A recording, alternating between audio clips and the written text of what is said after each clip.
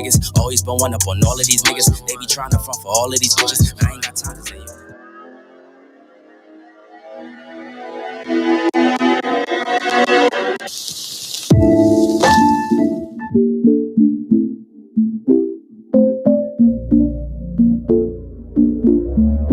Wave. Long face, took a case, get the cash. I've been living fast, still far from average. Real talk, all this shit is right outside what I imagine. Young, black, and raspy, catch me with a lab. Young nigga make the slap that make her body do magic. Won't stop till my bank account magnets. Looking like I'm still running paper routes backwards. Money bags, no advance, snap back like a rubber band. Pretty thing with a suntan, make it bounce back when you do the dance. Caught my song, we supposed to pick. See your things through a different lens. Living fast, only one chance. Never pants, how we do the plans. Right? I practice what I preach. They lie or put her out my way, then get lost to see. Not sure what you wanted, but I'm what you need. I know my high just started, but I hit a peak, yeah. Wave, used to just wanna blend in. Big flex, how I do the syntax now that I got the attention. On the rig, you make it really hard, I just wanna be friends. Treat the night like a vignette for what's coming next, hard to see the end. Yeah, I tread water in the deep end. I'll die young and live plenty days on my defense. In real life, we just pretend, let them sleep in. We should life feeling like a never-ending repeat of the weekend. Believe it. Yeah, got it. Switch up how I breathe every time I see it. Yeah, knowing what you want, I know just what you need. Yeah, yeah. Here's the thing, I got you falling through for the weekend. Since I put it down, how you need it. Bet I make it all, don't wanna leave it. Ain't nobody realist, it's been added something rigorous. I traded in the cars, it was lost for the dividends. I'm calm, but the temperament been strong when I pencil in. Phone steady, jumping, screening calls like I'm flipping bricks. Got everybody tapping in, but you been kept it solid. When you look me in the eyes, subtle tell I know you got it. When you do the sauce, make me want it a la carte. Caught me looking at it like the bullseye of the target, double tap it. Since day one, but I'm seasoned, but the working off season. Talk like they ball hard, when all they really do is reach in. Limit time, hearing small talk. Speaking dreams to existence like a young king at the Lincoln. Big facts for the pretense. Link up, we can sync up. Been in the field off the long snap, pick a big talk, let it sink in. To the whole squad, get a ring ting. Let the ops tell us thing then. Recent life feeling like I never ended repeat of the can't weekend. Believe it. Yeah. Life. Switch up how I breathe every time I see it. Yeah. Well, good morning and tremendous Thursday to everybody. Hope you are doing well wherever you might be. Lots of things to talk about. 513-873-7134 on today's show. Here's my question to get us started, because you know this is your morning destination for interesting conversation. Is it empowering for a woman to propose marriage to a man? Is it empowering for a woman to propose a marriage to a man? I'll tell you the story that sparked this conversation, but in general, this seems to be more and more of a growing trend. And so it's sort of like an old school mentality versus a new school mentality, modern women versus traditional women, at least in terms of how they look at certain things. And I'd like to get your thoughts about it this morning at 513-873-7134. You can see my number on the screen right now. I'll say it again, 513-873-7134. Today's going to be interesting from CDM because our lineup's going to be a little different today. So you got me on until about approximately 9:30 a.m. ish. We'll see how it goes this morning. And then coming up, you've got the Is It Just Me podcast at 11 a.m., which is different because typically that show live streams on a Friday at 12:30 p.m. But Donnie's got some things going on and we wanted to move it up. So today at 11 a.m., so like 90 minutes, an hour after we end, boom, another show for you at 11 a.m., the Is It Just Me podcast. Then, of course, today at 1 p.m., you've got Midday Juice with Ask Ashley. And so check that out. That's sort of like it's like a modern day Dear Abby type of show. People send her questions about life and love, and she answers with equal parts compassion and humor. It's very entertaining, a way to break up the monotony of your daily routine and something different in terms of a live stream podcast from CDM. So that's what you got. You got me on till 9:30-ish approximately. The Is It Just Me podcast at 11 a.m. And then at 1 p.m. today, Midday Juice with Ask Ashley. So please tap into all those shows and check them out. Listen, take a second to like and in particular share today's show. When you share the show, more people see it. It's real simple. I want to kick things off with this as a conversation piece, but that's not everything I want to talk about with you today, my friends. That's not everything. I want to keep you up to date on everything that's been happening within the last 24 hours. And I love to talk about people, politics, and pleasure. So, again, I'll give you 90 seconds to like and share the show, and then we'll get started.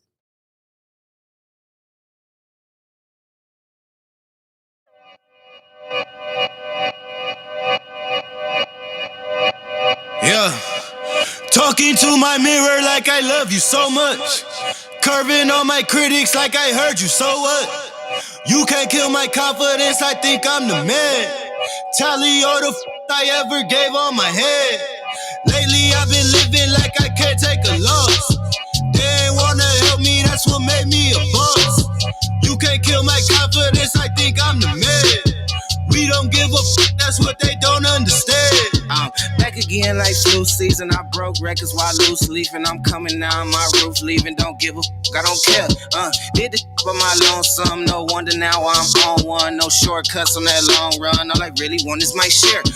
Get on my God, on my totem is nothing.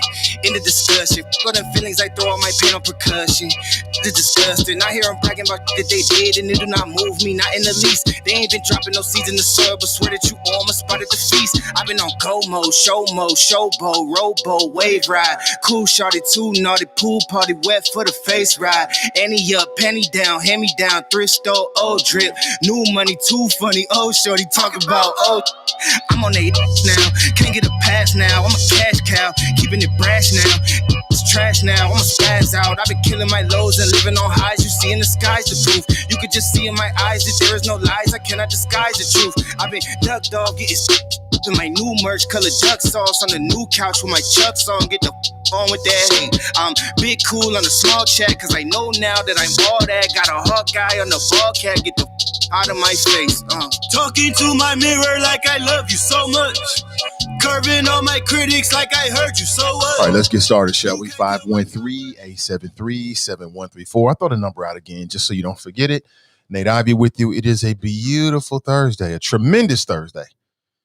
You know, you wake up in the morning, man, I don't know about you, but I think G-O-D, great to be with you. Great to spend more time with you. And, okay. All right, appreciate it.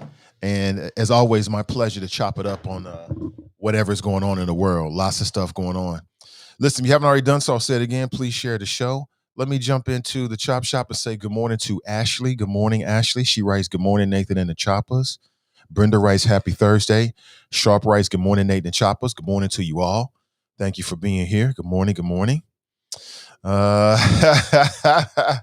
Is it empowering for a woman to propose marriage?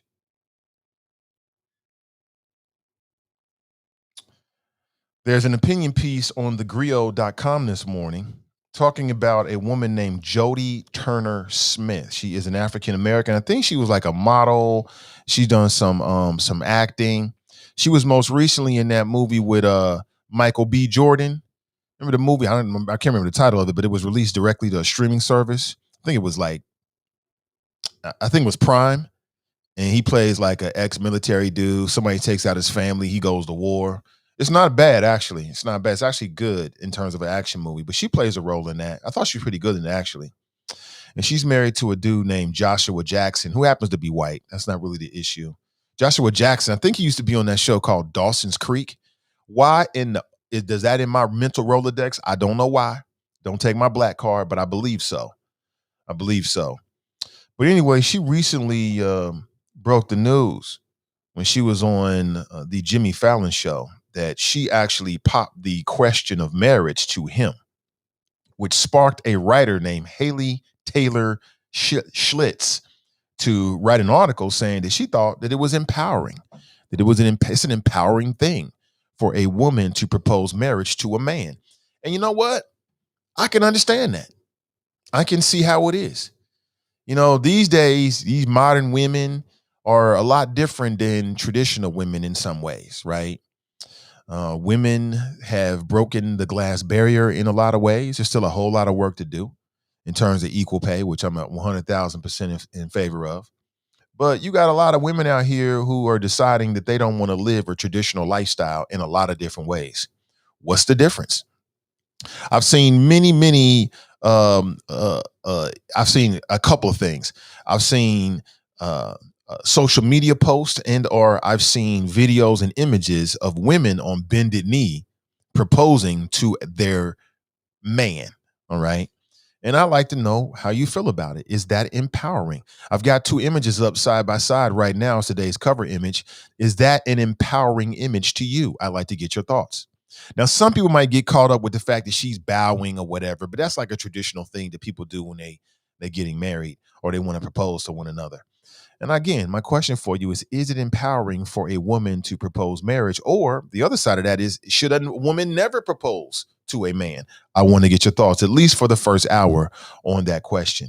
Again, you can shoot a comment inside the chat room, whether you're on Facebook or YouTube, on Spreaker. I'm checking all of those platforms. To my people on TuneIn, I don't really check it that much.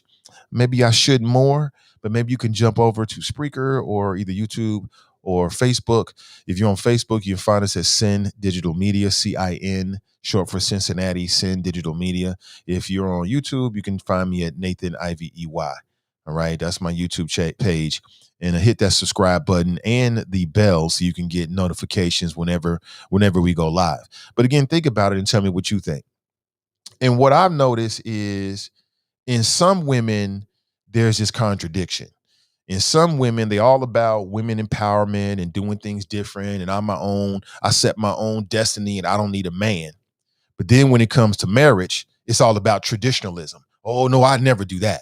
Oh, no, it can't be me. But in every other aspect, they look at themselves as a modern woman who shrugs off societal norms. And I'm thinking, what's the difference? I'll be honest with you. What's the difference? Let me go ahead and be provocative with you. I don't see a difference between a man proposing to a woman and a woman proposing to a man. To me, when it comes to marriage, it's the end result. The goal is not who proposes to who, right? The goal is living happily ever after. Can you live happily ever after if a woman proposes to a man? I'll be honest with you. If anybody says no, that's sexist. You are being sexist. Show me the data. Show me the data that says that if a woman proposes to a man, then they're less likely to make it, I don't know, to the 7-year, 17-year, or 27-year mark, as opposed to a man proposing to a woman. Does it really make a difference? What is the end result? I want to challenge you on your thoughts this morning. Again, at 513-873-7134. Think about it now. Take some time and think about it now. Think about it before you react. If the goal is happily ever after, does it really matter who proposes to who? Think about it. Be real with you. Again, you got a lot of modern women. They make their own money. I don't need nobody. Can't nobody tell me what to do, right? I run my own thing, and I think it's a beautiful thing, right? They modern in every way. But then when you ask them about this, all of a sudden, I ain't gonna do that. I'm traditional. Which is it? Which is it? You can't have it all. Nah, you can't. Nah. Either you traditional or you modern all the way, 100%. 100%. I want to get your thoughts about it. I'm with Nikki. Nikki writes, I would be interested in hearing from more women about this issue and learn how it worked out. I would too. And I can't, again, show me the data. If data suggests something different, but as I sit here, family, I can't see there being much of a difference. What's the difference? So if a woman proposes to a man, does that mean that what? He's got more power in the relationship or something? I mean, how exactly, what's the difference? If a man proposes to a woman, does that mean that she has more power in the relationship? You know, I think with a lot of women, if I had to be honest with you, and I thought about this overnight, I think it's an ego thing. I think it's an ego thing. You know, is for the women that resist this, like, hey, I ain't gonna never propose to no man. I think it's their ego talking. It's an ego thing. You know, that's what they have in their head since they were little girls. And somehow it's kind of like they feel like they playing themselves if they propose to a man. I'm like, well, wait a minute.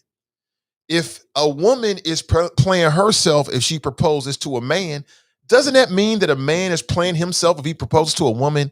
I think you get caught up with a whole bunch of simple shit, silly shit that really don't matter. At the end of the day, isn't the most important thing the longevity, the health of the relationship? Tell me your thoughts on it. 513-873-7134. And hit me with a share this morning on Facebook so we can let as many people know as possible that we're on and that there's some people in Cincinnati that's got some damn sense. Because outside of this platform, I can't really vouch for it. I'm sorry. Jerica writes, oh Lordy, Nate is speaking for women again. No, I'm speaking for society this morning, Jerica. I'm speaking for society, not just women. I'm asking women what you think about this. Is it empowering for a woman to propose marriage? That is not my words. Those are the words of a Black female writer named Haley Taylor Schlitz. She wrote an op-ed piece to the Griot, and she was talking about Jodie Turner-Smith and her husband, Joshua Jackson. They're two, I don't know, they're big time stars or medium stars or medium stars. I'm not sure how you look at it, but they're in the world of Hollywood. They make movies and television shows. And Jodie Turner-Smith most recently announced on the Jimmy Fallon show that she actually proposed to her husband. And we live in a world where women are knocking down all these glass ceilings and setting their own rules and living the way they want to live, and women should be empowered and respected. And I'm with all of that.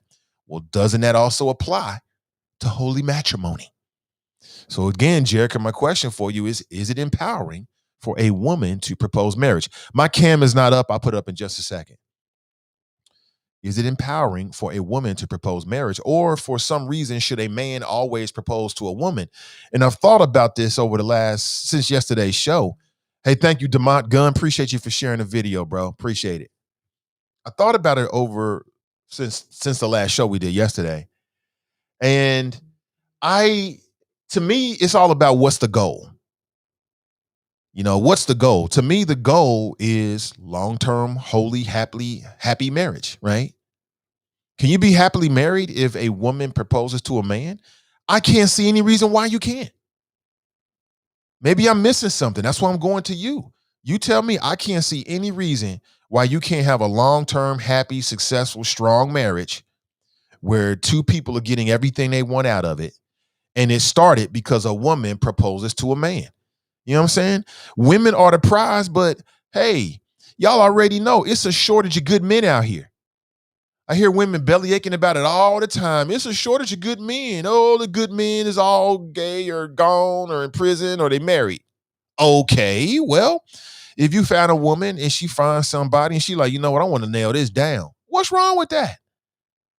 Isn't that empowering? It's very empowering. It's as empowering as a hyphenated last name. What's the difference? 513-873-7134.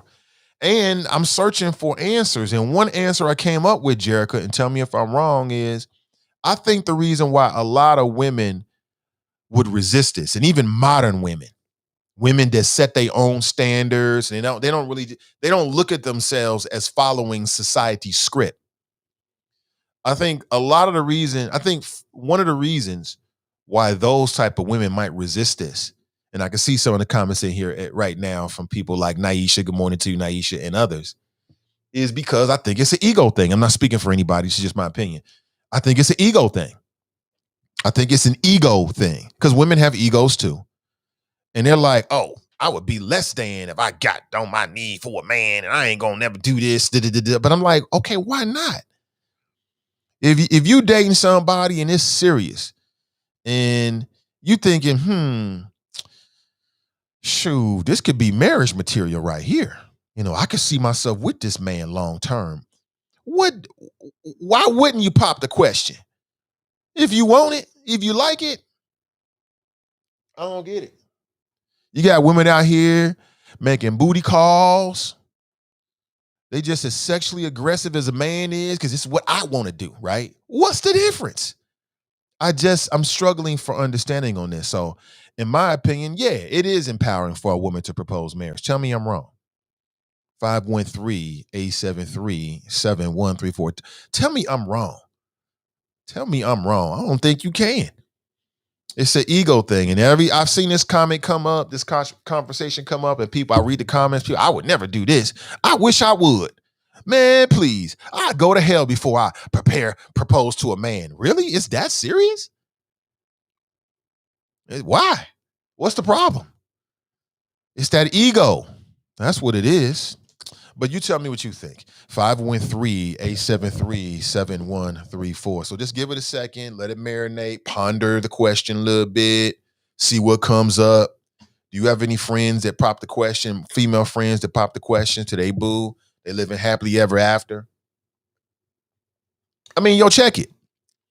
People are rethinking all these new constructs. Generation, what is it? Z? Generation Z is on some whole other shit. You got people out here rethinking what it means to be in a relationship and polyamorous relationships. So if we rethinking relationships, why can't we rethink how you start the relationship? And, show me the numbers. Show me the numbers. If you got data that would suggest that when a woman proposes to a man, the marriage is less likely to be successful than when a man proposes to a woman, you got something there. But I haven't seen those numbers. I don't think those numbers exist.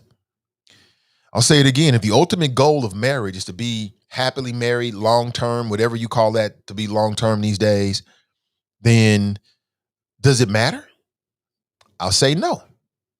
I'm going to go ahead and say no, it don't matter. It's all in your head, ladies. Anthony writes, morning, choppers. Good morning to you, Anthony. David writes, good morning, Nate and the choppers, with a whole lot of dollar signs. See, I like that. Those dollar signs are S's. You make those dollar signs, David. Good morning to you. Brenda writes, good morning. Billy writes, morning, Nate and the choppers. Empowering, that's a no for me. I'm a man. I got this. Okay. He's saying, if I'm reading between the lines here, Billy says it's a man's responsibility to propose marriage. Really? But we live in a world where we've been rethinking what a man's responsibility is as it relates to a woman on all levels. The term, I don't need no man, has never been more relevant and prevalent as it is right now. I don't need no man. Come on now, ladies, stop. Don't get all traditional now. Don't put your bonnet on now. Don't get all traditional on me now, okay? Because every other day of the week is about modern women and shattering glass ceilings and women are empowered and the hell with societal norms and we can do it our way. Okay, well, doesn't that apply to the engagement, to proposals? I think it does. I would like to hear from some modern women out here this morning.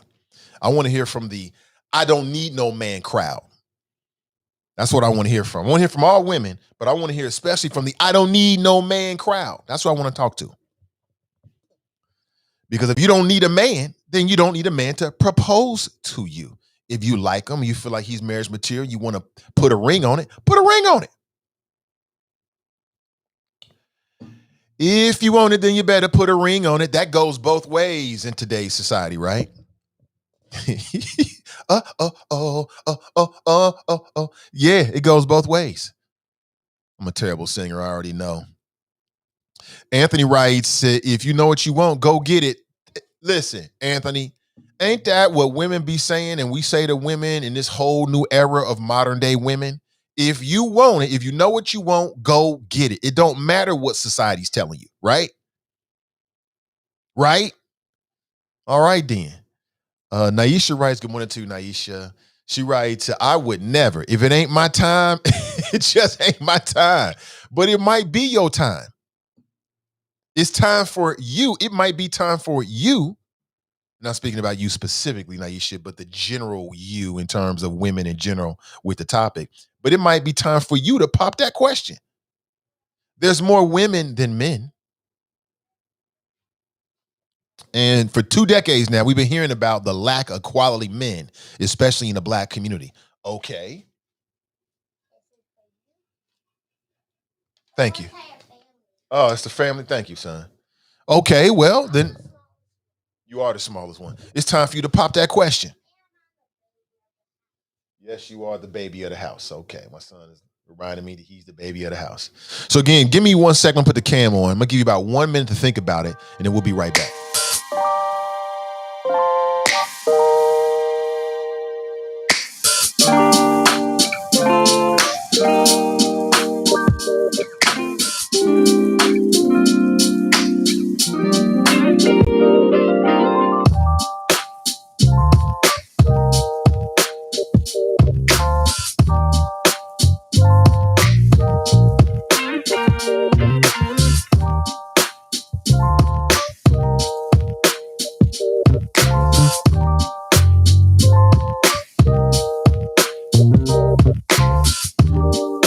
All right, sorry about that. Real quick, 513-873-7134. Let me throw the cam up before people be like, you know what? What's going on here? What's going on? Where is this man? Here we are. Here I am. Good morning to you. Yes, another beautiful day in the sun. Great to be with you. So what do you think? What do you think? Is it empowering for a woman to propose to a man? It's a cultural question. We'll get to solving all the complicated issues in our community in a minute, because that's what we do here. We solve community problems, right? We'll get to that in a minute, son. But right now, I want to talk about this, at least for the first hour. Good morning to you.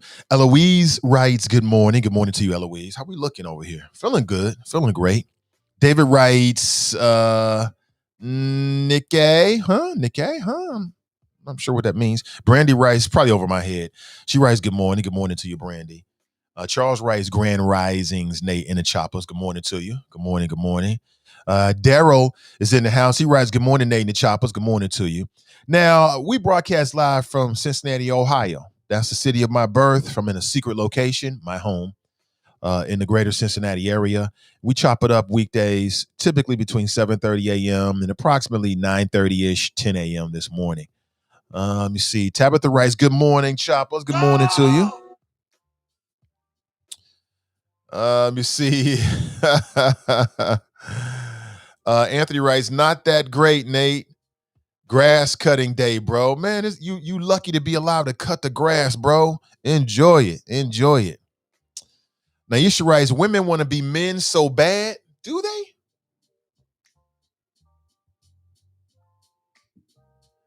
I felt that before with some women, Naisha. I have. I'm like, wait a minute. Is that how you look at this, that women want to be men? Or do we live in a society where we've been telling women for years and years and years, you can live the way you want to live, that you don't have to subscribe to societal norms. You don't have to follow the dictates of the Bible and let that dictate your life. You can live your life the way you want to. You can do the same job as a man. You should make the same pay as a man. You should get equal treatment as a man. And damn it, you're just as valuable as a man. Well, if all of that's true, does it really matter who proposes to who? Isn't what really matters how long you stay together, the quality of your relationship, your love? Isn't that what really matters?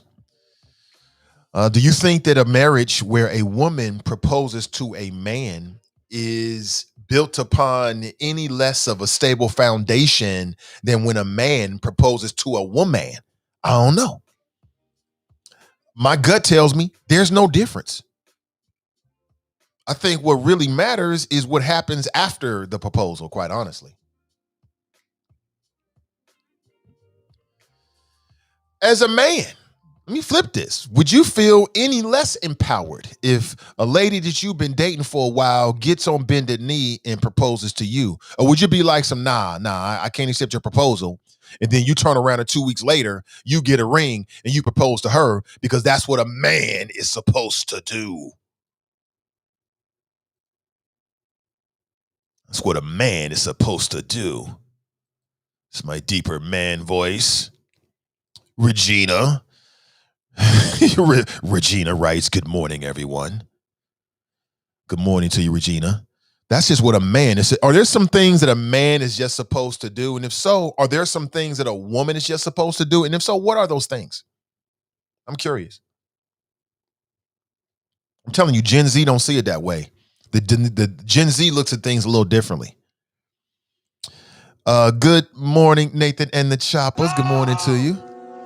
Michael writes, men need to be men and women need to be women. We all have our place. Really, what are those places, Michael? Who sets the rules for this? Are these rules etched in stone in a museum somewhere? I'd like to see them. Is it over at the Art Museum in Cincinnati? Where can I see these rules? What's up, brother? Dariq's in the house. He writes, good morning, Nathan. Have a good day, Chopper. Same to you, brother. Appreciate you. Tiffany writes, is there a written code that says man should propose the marriage? Tiffany, I'm trying to figure out the same thing. And if so, where is it? I'd like to see it. I thought in the Bible there were 2 stone tablets. Were there in fact 3 stone tablets? And the third tablet was all about the rules of etiquette between men and women? I missed that. Talking about the 10 Commandments. You tell me. I'd like to get your thoughts about it. Drop writes, good morning, Choppers. Holy matrimony, the black family must continue by any means necessary. Pat writes, good morning. Tabitha writes, who in the world came up with the proposal in the first place? TNT writes, good morning. Anthony writes, a gym is a gym, man or woman. Don't let your ego make you miss out on having a gym. Thank you, Anthony. That's how I look at it. That's how I look at it. Ladies, don't miss out now. You might find whatever you're looking for. Don't miss out. Like I said, I mean, the world is different these days. I'm not in the dating game, but just looking at it from a distance, I mean, all I hear for years is ain't enough good men. There ain't enough good men. I know a lot of single females, ain't enough good men. Oh, they ain't, especially in Cincinnati, I keep hearing, especially like women that are transplants to Cincinnati. What I hear from them about Cincinnati dudes is that Cincinnati dudes is corny AF. They struggling to find a good quality black man in Cincinnati. This is what I'm hearing. I don't know if it's true or not, but let's just say it is. That means there's a lack of quality men. Let's say quality black men. This is what I hear from black women. Well, if that's true, better get in where you fit in, ladies. If you want it, then you better put a ring on it. You better put a ring on it now. On him. What's more empowering than choosing your own destiny? Is there anything more empowering as a human being? Let's take gender out of it. Is there anything more empowering as a human being than choosing your own destiny? I don't think there is. I think choosing your path for yourself is one of the most empowering things that any human being can do. Do you agree or disagree with that? Because I am leading somewhere. I'm leading the witness. If you agree with that, well, then look at this whole thing with who proposes marriage. If that's true, if it's empowering to choose your own destiny, if it's empowering to choose your own path as a human being, as an adult, well, doesn't that include choosing your mate? You wanted him, so you chose him. Instead of sitting around waiting for him to choose you, damn it, I want you. Why is that not empowering? You tell me, 513-873-7134. I think it's an ego thing. For the women I could be wrong. I stand to be corrected here. But I think for the women, it's like, hell nah to the nah. And guess what? Nah. Like for the women that's like that, I think it's their ego. They look at it like, oh my gosh, I would never stoop to that level to choosing some nigga. I ain't gonna do that, right? That's how this is my own. Listen, if you don't stop me, I'm gonna run with this. These are my thoughts. Okay. That's what I'm hearing, because in all practical terms, it really don't matter. I'm telling you, once you get that marriage license, it don't matter who proposed to who, quite honestly. Y'all's married now. What difference does it make? It don't matter. You know what I'm saying? You know what I'm saying? Once them bars clink behind you, it don't matter what got you there. You there. But that's just me. Tell me what you think, family. 513-873-7134. I think I've given out the number quite a bit this morning. Let me move on. Nikki writes, why wouldn't you be happily married? Thank you, Nikki. That's what I'm trying to get. Like, why? If the goal is to be happily married, then if a woman proposes to a man, why wouldn't you be happily married? Like, what would prevent you from having a happy marriage? I like to hear it. And are there any women that can admit that it's about ego? You know, it's about the fairy tale. All my life, I imagined that a man was going to choose me, right? Which is not an empowering thing, right? If you think about it, to me, that whole construct of women waiting around for a man to propose to them is some sexist BS off the top. Because in what other aspect of life is it empowering for you to wait around for somebody to choose you? Nowhere. Except when it comes to the proposal. Like, but I think it's just some traditionalness. It's traditionalism. Like, that means you special. If he say, yeah, that means you special. There's no difference. If you propose to your longtime boo because you like, you know what? I got to lock this down. Ain't nobody else getting this. It's mines, all mines. But this Negro tripping, dragging his feet and all. So let me expedite things. If he says yes, he chose you, period. That's what they say when a man proposes to a woman. When a man proposes to a woman, they say, society says, that when she says yes, the act of her saying yes is her choosing him. Well, why is that not the same thing if you flip it?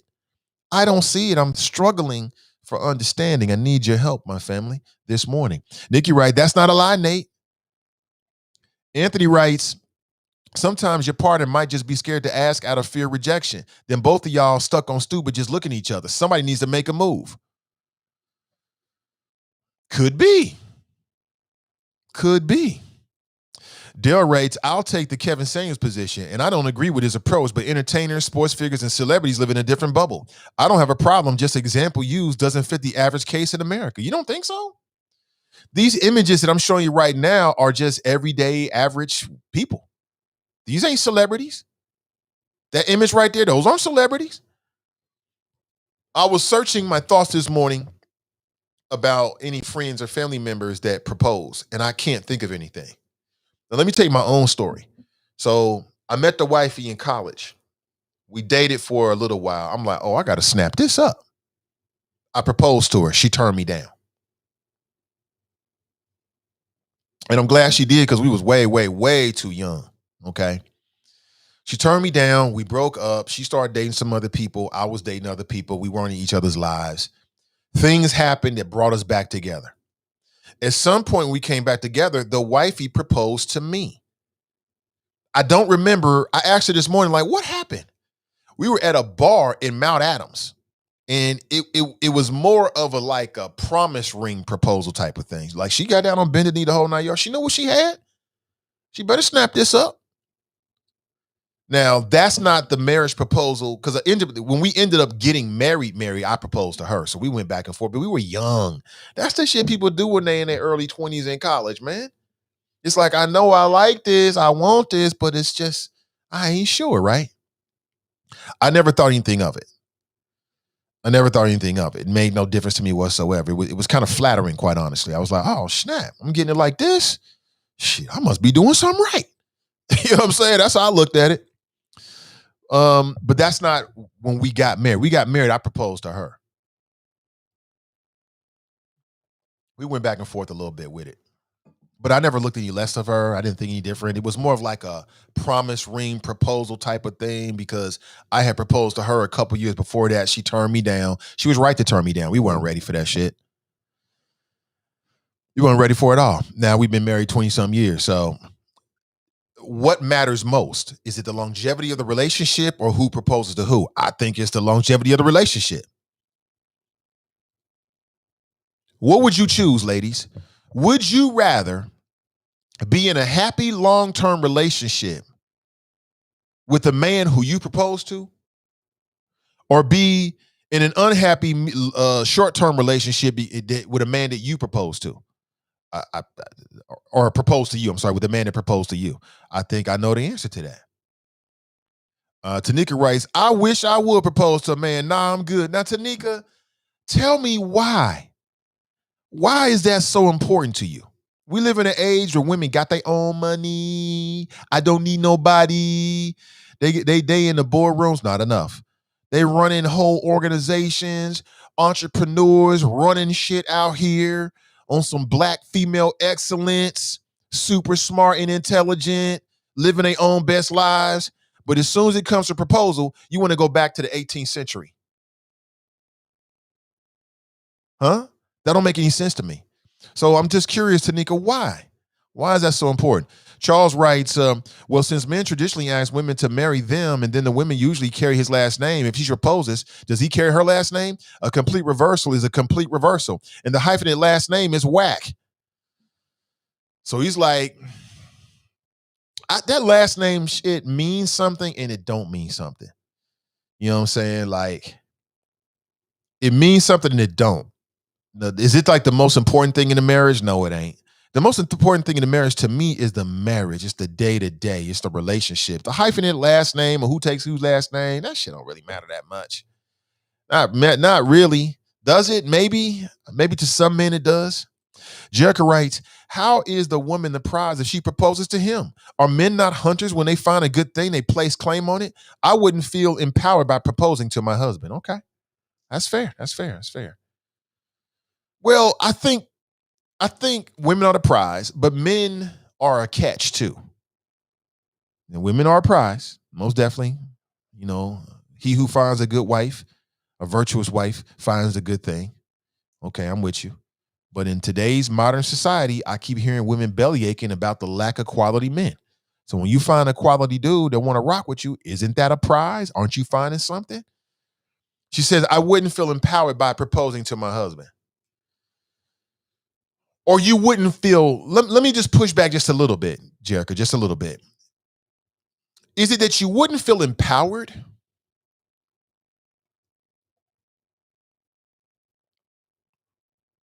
Or is it that you wouldn't feel special? Is it an ego thing? Is it the female ego? It's like, something must be wrong with me if he doesn't propose to me. From the outside looking in, I don't see a difference in it. You know, I think, oh, this woman is very comfortable in herself to propose to another man, right? To propose to a man. I think it shows a level of comfortability with herself and a strength inside of herself to do that. That's how I look at it. But what do you think? 513-873-7134. Jerica writes, she wouldn't feel empowered by proposing to her husband. Okay. Again, I'm not here to tell anybody they're wrong. There's no wrong answers. I just want your opinion about this. And again, this is my topic for the first hour. We'll see if it bleeds over or not. There's a lot of stuff to talk about this morning, but I want to kick off something a little different. All right. You tell me. Let's go to the phones. Good morning. Welcome to the show. Good morning, Mr. Ivey. How you doing, sir? I'm doing great. Drop Squad 52. What it do? Oh, yeah. Yeah, it's me. Mr. Ivey, I love this topic for the first hour, and I agree with you 100%.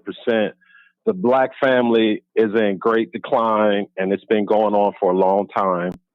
Black women are moving past black men as head of household, and it must be addressed. I'm talking about the black family. And if you got these black women, it's more black women in college, it's more black women graduating from college than black men. The whole dynamic is changing. And I agree with your opinion, but I'm listening to some of the people in the chat. I mean, after you're reading what they say. And most of the response, obviously, is from women. And a lot of these women are responding from old black tradition. It is changing now. And these young black women, because I know your audience is mostly over 40, but these young black women out here who out here making this money, and these young black men who ain't doing what they supposed to do, they're taking charge, Mr. Ivey. And if it takes women to propose to black men to continue the black family and restore the black family moving forward, we got to do it, Mr. Ivey. I mean, we have to do something. It's just too many young men being born to single women with no black male guidance in the household that they can see, that they can smell, and that they can breathe every day. An example, an image of what do you call it? Authority, because it's obvious today there's not a lot of respect for authority coming from these young black men, because it's tough. It is very difficult for a woman to raise a young black man by herself. So shout out to all women who out there on their knees proposing to these black men. And black men, y'all need to get up, get out, and do something. That's all I got, Mr. Ivy. Drop Squad 52, dropping science to anyone who wants to catch it. Peace. Peace, brother. Appreciate that. We'll go ahead and rack them. Great flows. He even mixed in some old school Outcasts. You got to get up, get out, and get something. Don't spend all your time trying to get high. Damn, look at Drop. Danita did him good. Keep it up, Danita. Jericho writes, so does the man scream and jump up and down when she proposes? See, now you want to be. I mean, if he feels like it, and if he does, is that a problem? So we're talking about an op-ed piece that was written by a sister. Her name is Haley Taylor Schlitz. And she wrote about these two celebrities. One is named Jodie Turner-Smith. She was also in Queen Slim, which I haven't seen, but I've heard great things about. Anybody seen Queen Slim? That's the sister in there.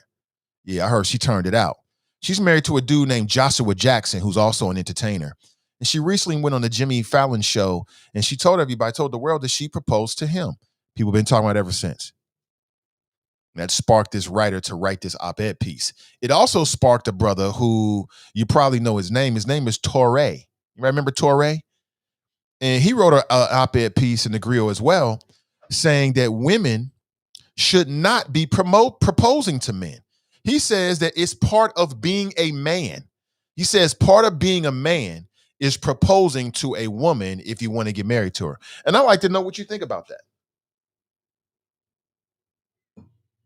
So we're shattering the glass ceiling and all of these social constructs when it comes to women. But men, you still got to live in this box. These are certain things that a man is supposed to do. Now, as a man, I agree. There are some things that a man is supposed to do. I'm with you on that.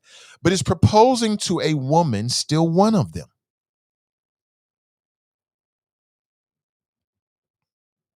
I'm going to read to you. Matter of fact, I'm going to post two things. So first, let me post a link for you. I'll make it easy for you.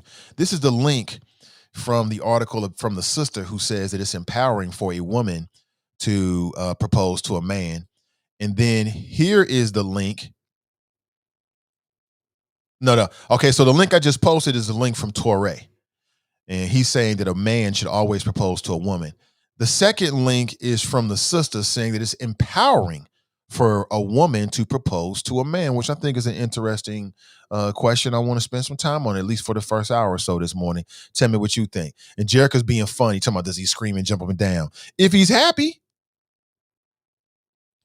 Jessica writes, I had an unhappy traditional marriage and wedding and marriage the first time that ended in divorce. Now I am happily married in an untraditional by historical comparison marriage for 15 years and going strong. The stuff don't matter. It's the depth that matters. Hey, good morning to you, Jessica. And I'm happy to hear that. And thank you for sharing. So again, I that's my feelings too. Like, man, that relationship is so deep, man. It's the day-to-day that really matters. How you got into it, who proposed to who, it don't really matter as much. Now, let me be honest here with you. I'm saying this now, but I'm trying to think of my younger self when I proposed to my wife.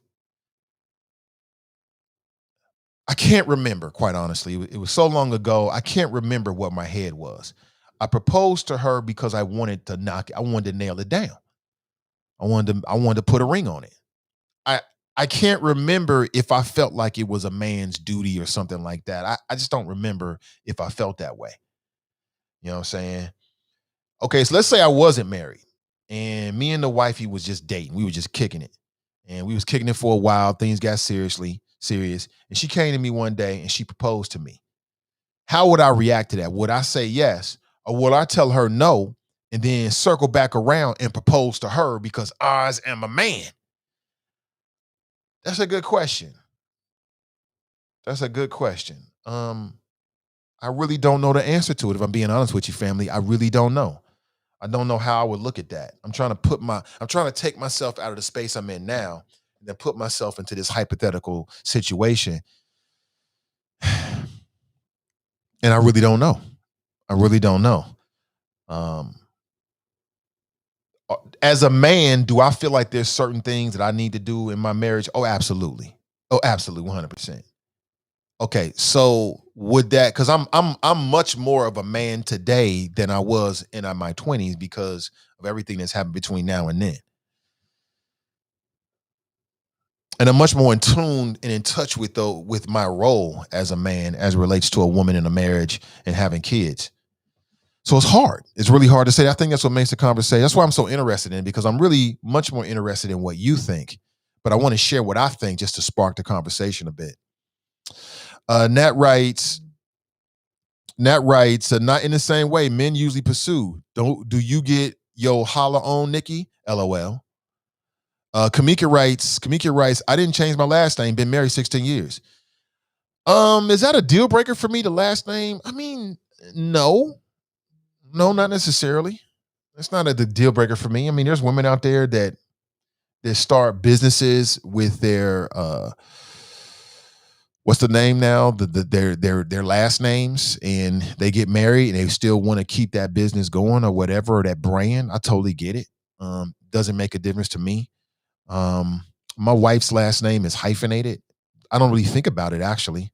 It never has been an issue for me. I think she wanted to do it for whatever her reasons were. I can't remember what they were at the time. I don't think we had any issue at all. I can't remember having a conversation about it. Again, I never think about it. It's not something that's that important to me in our own marriage. There are things that are far more important than that, but everybody's different. Daryl writes, this mofo didn't call in at all yesterday. You talking about drop? No, he didn't. He had nothing to say because yesterday's topic was about how bad his party is behaving, how his party, the Republican Party, sparked an insurrection. He didn't want to touch that at all yesterday. You're right. Good morning to you. Tanika writes, he that finds a wife finds a good thing. Proverb 18:22. If a woman proposes to a man, to me, she'll be chasing him forever. Some traditions don't need to be changed. So you think that if a woman proposes to a man, then it's like a power dynamic. I can see why some people would say that. I don't think it necessarily has to be that way.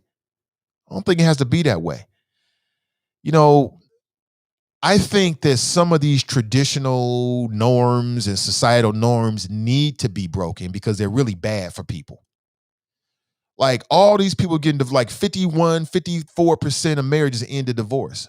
Something tells me the vast majority of those marriages are men proposing to women. I wonder if we more fully embrace the idea of women proposing to men and women choosing who they want, as opposed to waiting around waiting to be chosen, if they might not choose better partners. I mean, ladies, and I might be on a limb on this one. You might be like, Nate, this don't make no sense whatsoever, but I'm going to say it anyway just to stir that pot, keep the conversation going. Is, ladies, would you allow your man to pick your clothing? Or do you know what fits your body better? It's rhetorical because obviously the answer is you know what fits your body better. Same thing with a marriage. Maybe we would see a better divorce rate in terms of less people getting divorced if we threw off the shackles of traditionalism. And I'm going to go ahead and say it, what the Bible says in some cases. I'm going to go ahead and say it. I know my Christian listeners are like, oh, what did he say? What did he say? Right? But maybe what we need to do is to think outside the box and stop following these traditional scripts pre-written by people 2,000 years ago. And then maybe we would have better long-term relationships. I'm on the limb here. Oh, he's challenging Christianity. Don't say who put Jizzy on the Crizzy. Don't say that. Oh my God. Poison Ivy this morning. Glenn writes, women empowerment doesn't have a race. Okay. Ronald writes, good morning, choppers. Happy Thursday.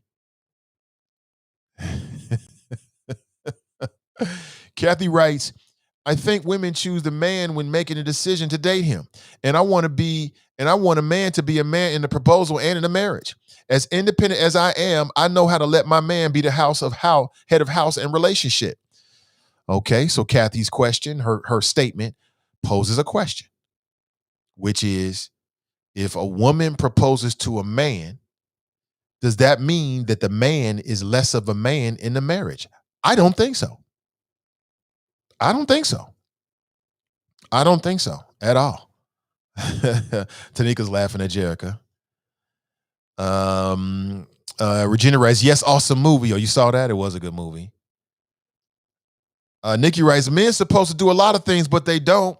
Well, okay. I don't want to turn this into men versus women, Nikki, because somebody could say that women are supposed to do a lot of things and they don't as well. But I was just saying. Oh, here we go. Jesse Rowley's in the house. Good morning, sir. If she sees what she wants, why can't she put a ring on it? Thank you. Thank you. What's the difference? We live in a world, I want to say it again, I'm going to take it from the top. We live in a world where women are more empowered today than ever before. And I love it. I love to see the she-rolls out here. They're making their own money. They paying their own mortgage. They starting their own businesses. They running whole organizations, doing their thing out here. The sisters doing their thing. And it's beautiful. What's that song she got? I love it when she got her own. Men love it when she got her own. Ain't nothing better than a woman that's got her own. That's great. In so many ways, the glass ceiling has been broken, or we're in the process of breaking it. Everybody know it. Well, if that's the world we live in, what's wrong with a woman, a modern day empowered woman, choosing her own destiny? I'll say it again. To me, there's nothing more empowering than choosing your own path. Let me pose it as a question. What is more empowering than choosing your own path? I can't think of anything. I can't think of anything more empowering than saying, you know what, I want this, or I don't want this. Tell me I'm wrong, ladies. If that is true, then choosing your mate, choosing who you want to be with, is very empowering. That's what I think. That's what I think. But what do you think? Again, it's your opinion that matters most to me this morning. Tell me what you think. Back to your chat. Jesse writes, my ring better be at least 3 carats while I'm saying no. He's like, yeah, this ring ain't gonna get it, boo. Come back when you put some more bling on this. That's hilarious. Nat Rice, seems like some want the best of both worlds. New age women, but the old school benefits. Can't have it both ways. I think you're right about that. Or can they? Ronald writes, tradition just means sticking to the old ways and not allowing innovation, change, or growth. Tradition isn't really a reason to justify doing something. With you on that. Because there are plenty of white men not doing what they're supposed to be doing. I know, because no matter where I live or work, white women always seem to tell me their problems. Is that really? You're the white woman whisperer? Is that right? That's hilarious. Anthony writes, tradition also means that women cook, clean, and just have babies. Do all the ladies agree with that? I'm just saying. Oh boy, here we go. Go ahead and open that door. Cincy Tigress writes, good morning, checking in. Hope everyone is well. Grind it out, choppers. Absolutely. No! Kathy writes, I may not respect his downstroke if I have to propose marriage, LOL. I would feel like I'm always running a marriage, and I don't want that. It's unnatural. You would feel like you're always running the marriage. I think it comes down to the personality of the dude. You know, if he got that kind of personality and that's what he lets you do, or that's how it goes down, then it could be that way. If he's a simp in the marriage, it don't really matter who proposes to who. It don't really matter. Regina writes, I told my husband he was going to marry me, and he did, but I draw the line when it comes to taking out the trash and cutting grass. Man's job, LOL, 26 years plus in. Thank you. So you told him he was going to marry you, and he did, huh? Interesting. 26 years. See, ladies? See? Sissy Tigers writes, I'll just wait for Jesus. Can't be out here proposing and such. Unacceptable. You going to wait for Jesus, huh? People have been waiting for Jesus for 2,000 plus years. You might be waiting a long time. Interesting. Justin writes, how does the saying go? Men marry who they want, women marry who they can. Is that right? Tanika writes, that's right, Sensi T, LOL. Are you going to agree with that? You're going to wait for Jesus. Now, is this black Jesus or white Jesus? Which is it? Because one of them going to be real late and one of them never going to show up. I'm just going to tell you. One's going to be late and the other one ain't going to never show up. So we will see. Oh, man. That's hilarious. Jessica writes, so does these folks also think women should do all the household chores, childcare, and make less money too? Have we not evolved? Have you not evolved? Kathy writes, Nate, I may not respect his downstroke anymore if I have to propose to him, LOL. His downstroke? What does the downstroke have to do with anything, Kathy? What in the hell? Kev on the cell writes, playing God's advocate here, but is it so good that women are empowered because it seems like it's making my men soft as F? Drop writes, marriage in the black community is undervalued. If you've seen few instances of marriages actually working, you too may be less likely or interested in marriage. Celebrate black marriage in 2021. Okay, I'm with you. Let's celebrate black marriage in 2021. I'm with that. All right, listen, we can keep the conversation going, but I have a few other things I want to add to the conversation. All right, let's take a quick pause for the cause, get a word in from our sponsor this morning, the good folks over at renewcommunitychurch.org, and then we'll be right back. Don't go anywhere. The words for today are better mental health. It takes 60 seconds for the universe through the invisible law of attraction to be fully activated in your life. God's invisible law of attraction is available to you today because you are just 60 seconds away from better mental health. Take the next 60 seconds and improve your mental health by telling a mental health story for 60 seconds 3 times a day for 21 days. Why 21 days? Because that's how long it will take to change your life. Now say this mental health story out loud 3 times a day. It is my divine and human right to embrace inner peace, calmness, and happiness today. I confess that my mind is calm and alert and sharp and focused. I focus on what I really, really want today. Today, I allow love, joy, peace in my life. For a free ebook and coaching, visit renewcommunitychurch.org.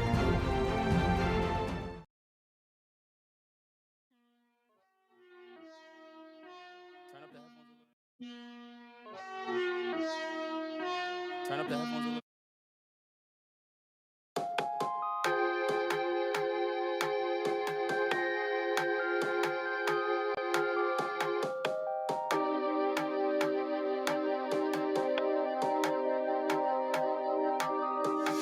Baby, I see you hanging with your friends, chilling day and night for days on end. Now you can't come see me tonight. Say you ain't got the time. I'm the last one you prioritize. Peeping your IG pictures on my phone. I won't spend another night at home. Okay, I'ma just be on my way. You'll see I'm not the one you take for granted, babe. I know that life can be busy, love, but you make time for the ones you love. It's only right, it's what I deserve. Love, tell me what you done for me, done for me, done for me, done for me lately. Did your mind go on vacation, leaving your affection for me at home? Tell me what you done for me, done for me, done for me lately. With your heart and your attention, where's the kind of love that I used to know? Baby, so can you take me on a date? It's simple. Things you do to make me stay. Now it's like you don't even try. All right, good morning, everybody. Welcome back. Nate Ivey with you. Let's get straight back into it, shall we? Just a quick pause for the cause. We'll come right back to the conversation always very, very quickly. If you want to share your thoughts this morning, you can leave a comment in the chat. You can give us a call, or you can always take a free ride on my thoughts. All right, good morning to you and welcome back. Broadcasting live from a secret location in the greater Cincinnati area. So we've been talking about having more of a cultural conversation this morning. Again, that's in my wheelhouse. As I tell you, I like to talk about people, politics, and pleasure this morning. We got a word from our sponsor in 60 Seconds with Winburn. There's a free ebook and coaching session available to you at renewcommunitychurch.org. As he's told me, it's very, very popular. A lot of people are taking advantage of this as we've been promoting it over the last year or so. And now they're back with more. So check them out if you are interested. And make sure you let them know that you heard about it on the Nathan Ivey Show. It means everything. Let me throw this up. Is it empowering for a woman to propose marriage? What sparked this? Well, what sparked this is a couple of opinion pieces, dueling, or what's another word? Divergent opinions on this topic. One was written by a sister who says it's empowering for a woman to propose marriage. The other written by a brother who says that, it's a man's job to propose to a woman. But we live in a world where we are redrawing the lines in our society. You know, traditionalism is out the door in a lot of cases, all right? And the box that our society has put women in for a long time, well, women are just stepping straight out of that. So doesn't that apply to marriage as well? Okay, that's what we're talking about this morning. Also, it is my duty to make sure I keep you up to date on all the latest things that are happening around the world, including as it relates to COVID-19. You know, I have to keep my eyes on this. This is something that is universal. It applies to everybody in the audience. And so recently, the head of the CDC spoke on CNN talking about the Delta variant of the virus and if it can be spread by people who are vaccinated. I think it's a very fascinating conversation. It's something that we should always know about. I'm going to play this quick clip for you really quick. It's only it's about 62 seconds, and then we'll get back to the show. Check this out. You know, why is this happening to them? I mean, this is a situation created by the high numbers of people still unvaccinated in this country. Is that a fair statement? This is a situation that is created by more and more transmission of the Delta virus among people who are unvaccinated. This is not about who needs to take responsibility. That is not really why we put this guidance out. We put this guidance out because the science demonstrates that if you are vaccinated, you could potentially give disease to someone else. And that was what was the motivation for this. Data were clear. Now that we have a Delta variant, that has changed the entire landscape. Because when you look at the level of virus in the nasopharynx of a vaccinated person who gets a breakthrough infection with Delta, it is exactly the same as the level of virus in an unvaccinated person who's infected. That's the problem. So those data are very compelling, and that triggered the change in the CDC guideline. So there it is, a little bit of the backstory on why you got the change in the CDC guideline. Like, how many people are afraid or concerned?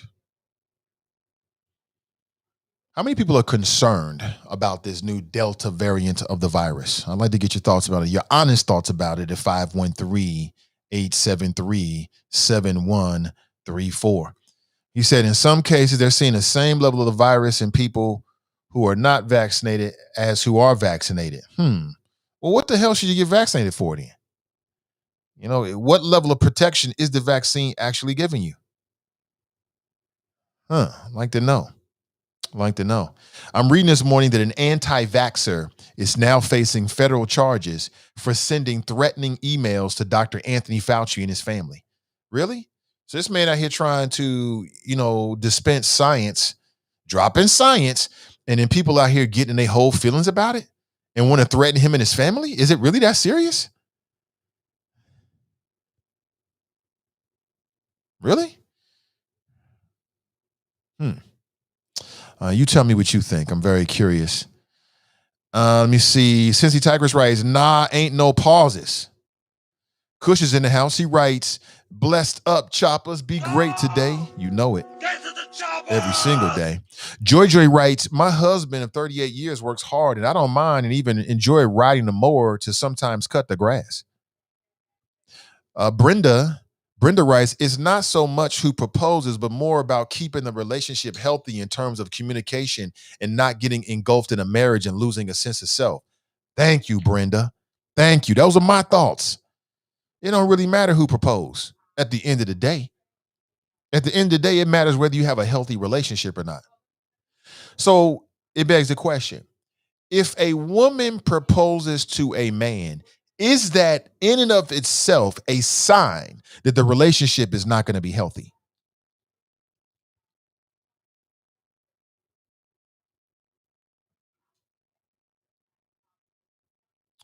Because it seems like for women that are resisting this, that's how they feel. They feel like, you know what, how could it end? How could we have a good relationship if it starts with me proposing to him? Jay Coop writes, good morning, y'all. Good morning to you, Jay. Sissy Tigers writes, I'm late. Why are we even discussing this? Number one, we discussing because I want to discuss it. That's number one. And number two, we discussing it because it came up on the griot. There were dueling or divergent opinion pieces, which I thought was interesting. I thought was very interesting. Sissy Tigers writes, sounds like just another excuse to justify men behaving like women. Really? So wait a minute, Sissy Tigers, I got to push back on this. How is it, explain this to me, sis. How is it that if a woman proposes to a man is behaving like a woman? I don't see that. I don't see that. I don't see that at all. So if he says, yes, I want to get married, he's now behaving like a woman? We can all have our opinions. In no way am I telling you wrong. This is just opinions. But for me, I don't see that. I don't see it that way. We just had, I think we had Brother 252 on the line. He hung up, call us back. She writes transgender. That's transgender now? Oh, sis, you out there on that one. So if a woman proposes to a man, the man is now transgender. Oh, you wilding. You are wilding. I don't think so. Look, that's a beautiful thing. That's the beginning of Black love. Drop makes an interesting point. He says, look, we need healthy nuclear Black families. And it don't really matter how we get them. It don't matter whether the man is proposing to the woman or the woman's proposing to the man. We need healthy nuclear relationships, right? That's man and woman in the house, mother and father in the house, raising kids or raising a family or doing a family thing with no kids or whatever. Does it really matter who proposes to whom? I think you got a point there. She is wild, and she says that's transgender. That is wild. Oh my God, that is crazy. But okay, I get it. Anthony writes, I grew up watching my grandmother and mother cook, clean, take care of her household and work. Grand raised 7 kids. Mom raised 3. If I expected my wife to do all that today, we would have problems. I'm just saying. Anthony is speaking the truth. Speaking the truth. I think if we're being honest with you, if women are being honest, they want to have their cake and eat it too. Modern day women want to have what they want, period. And I'm not saying that modern day men are any different, but we're talking about women for a second. Modern day women want to be modern when it benefits them, and they want to be traditional when it benefits them. That's the truth. They want what they want, how they want it, when they want it, as long as they want it. And it don't really matter what people think about it. That's the reality of it. Isn't that right, Cincy Tigress? Modern day women, some anyway, I'm speaking generally, but some, they want to be modern when it benefits them, and they want to be traditional when it benefits them. That's the reality of it. You know, to Anthony's point, I ain't cooking and cleaning. I want to work, right? Modern. But you better put a ring on it, traditional. You better do what you do, man, traditional. That's what I see.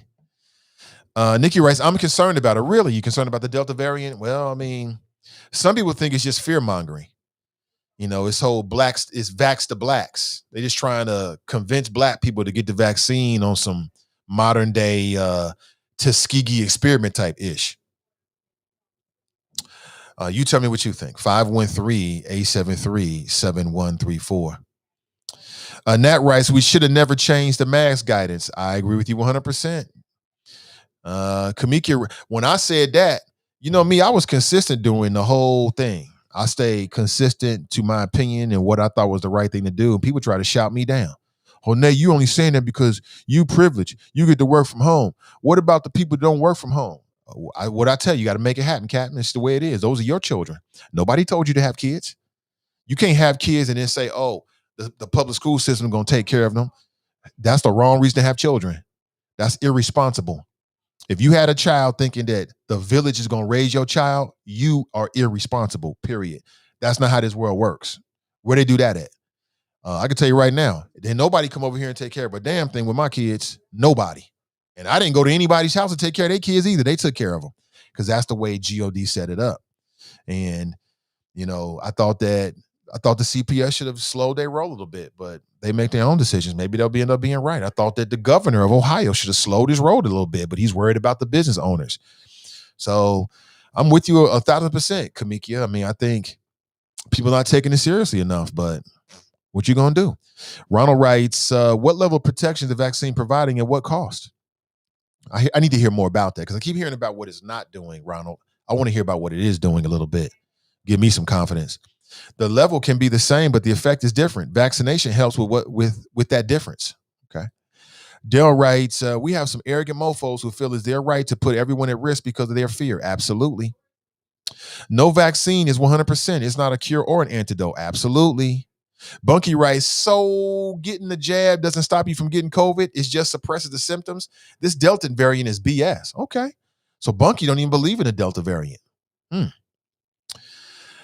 Cincy Tigers writes, if he wants to get married, he should propose. Okay, Cincy Tigers, let me push back just a little bit, very gently. So if you believe, speaking of a man, if he wants to get married, he should propose. Does that mentality apply to a woman? If she wants to get married, she should propose. So for instance, I know you and your king are married. I'm assuming he proposed to you. But if you propose to him, would it make your marriage any different? Would y'all be living any differently? Would your interactions inside the household be any different? I don't think they would be. I don't think they would be. We live in a world where we tell little girls to go for the gold now. We tell little girls you can do anything a man can do. We tell little girls you can be anything. You can be the president. You can be an astronaut. You can own businesses. You can be a billionaire. You can do anything except when it comes to being married. Then you got to wait for a man to do it. That don't make no sense. Jerica, that doesn't make any sense. Cincy Tigers, that makes no sense whatsoever. It's a contradiction. We tell little girls you can be anything nowadays. Look at Kamala Harris. You can be president. You can do anything except being married. You got to wait for some dude to choose you. Huh? It's counterintuitive. It doesn't make sense. It's not consistent. But let me go back to the phones. Good morning. Welcome to the show. Thanks, brother 252. Top of the morning to you. Top of the morning to you, brother. Welcome. Yeah, welcome, man. Fauci. Interesting comments from Fauci. Let me say this, man. 1,000 days is like one day to the Most High. So I've learned, I told you a few weeks ago, I called in and I said, look, if I'm not taking the vaccine, I'm doing what I normally do to stay safe. The way I fought off flu, yada, yada, yada, for a long time. Because if my safety is dependent upon the next man being safe, there's no way. There's no way we can live. Man, there's so many silver things about this virus that just throws up red flags. And the administration is really, the CDC is walking back so many things that you can't trust it, man. You can't trust it. Look, you have to stay safe, do what you have to do. Look, we have fought off diseases. We fought off pestilence for a long time. So the comment with the 1,000 days, 1,000 days is like one day up to the Most High. I stand by this, Nate. There's a pestilence that's in the land. There's a pestilence that's in the land. It's been in this land, been in this world for about the last 2.5 years, and they call it COVID-19. But so it's something that we have to deal with. Now, since we are not in tune with our spiritual selves, or since we have who was that, Junior? No, I'm sorry. Something was playing from my computer in the background. Sorry about that. But since we're not in tune with a higher power, a lot of us are not really going to understand what we're supposed to do in these times, man. But there's a passage. There's a passage that wise people like Mr. Winburn could really break down and teach you about. There was a time when Israel, when these Israelites did not understand what their fathers went through, but the Most High put it in their day. There are some things that's going on in our day now, man, that unless you spiritually in tune, you're going to miss it. Look, a lot of these folks are going to die from worration right now, man. A lot of these people are going to die because we're up today, down tomorrow, up today, down tomorrow. You know, there was a time when spiritually, man, the Most High told us to go in our house and shut our doors and wait for the desolation to pass throughout the land. But that's getting into preaching, and I don't want to go there. But I'm not surprised. I just really called in and say, man, I'm not surprised they're up and down with this thing, man. You know, they're gonna kill people through wearation, man. I believe the virus. I believe the virus is here. I actually wear the mask. I do all the precautions. Like I said, things that we've always done, man. But you know, even in my own family, man, if I'm dependent on my own family to get through this, hell, I'm dead, man. My wife told me last night, I'm on the road. My son is over in another town in Raleigh, just having a Negro good time. Him and a couple of friends. We're supposed to be shut up. We're supposed to be, you know, and I get what you're saying, man. You know, you still got to live your life, but spiritually, there's something that we're supposed to be doing now, man. And these folks is not teaching you this. We're not even investing in ourselves to understand what this thing is, man. But there it is, man. There it is. All right, brother. Thank you for the call. Got any questions for me? No questions for you. Look, I still say, have Fame called in yet? Today, no. I still say, man, Fame, he's gonna live forever. Hilarious, man. Hilarious. Thank you for the call. Appreciate you. 513-873-7134. Nathan Ivey with you, as I do every morning, picking the locks to your brains and coming through blasting with what I hope are interesting topics that make you think about the world around us. Good morning to you. Let me see. Cincy Tigers writes, and if I have to propose, I will remain such. Okay. Have to propose or want to propose? I think there's a difference there. You don't have to. Shannon's in the house. What's up, Shannon? She writes, it's not about the ability to do it. It's about the characteristics of the man she chooses and sets the tone for the dynamics of the relationship. If he can or won't propose, what else won't he do for his woman? ? Or does he even want to marry her? Huh. Let me process this a little bit, Shannon. Okay. So that goes back to my last question. My last question is, does the fact that a woman proposes to a man, does that mean bad things for the relationship? Does the fact that he didn't propose to her say bad things or on the horizon about the relationship, like he's deficient in some way, right? That's kind of what Shannon is saying. Like, if he had to propose, if I got to propose to him, what else am I going to have to do in a relationship? That kind of thing. Or does he even want to marry her? Well, I mean, if a man proposes to a woman and she says yes, that means she wants to marry him. And if a woman proposes to a man and he says yes, that means he wants to marry her.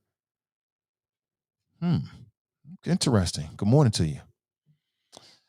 Dare writes, and God uses science and fools ignore the facts. Is that right? Cincy Tigers writes, I'll take my chances. It's my body, my life. This is America, and I'm not afraid. I'm just unconvinced. Okay. Gotta do you. Gotta do you. Nothing wrong with that. Cincy Tigers writes, thank you, Shannon. No scrubs. Oh, let me get So let me get this straight here.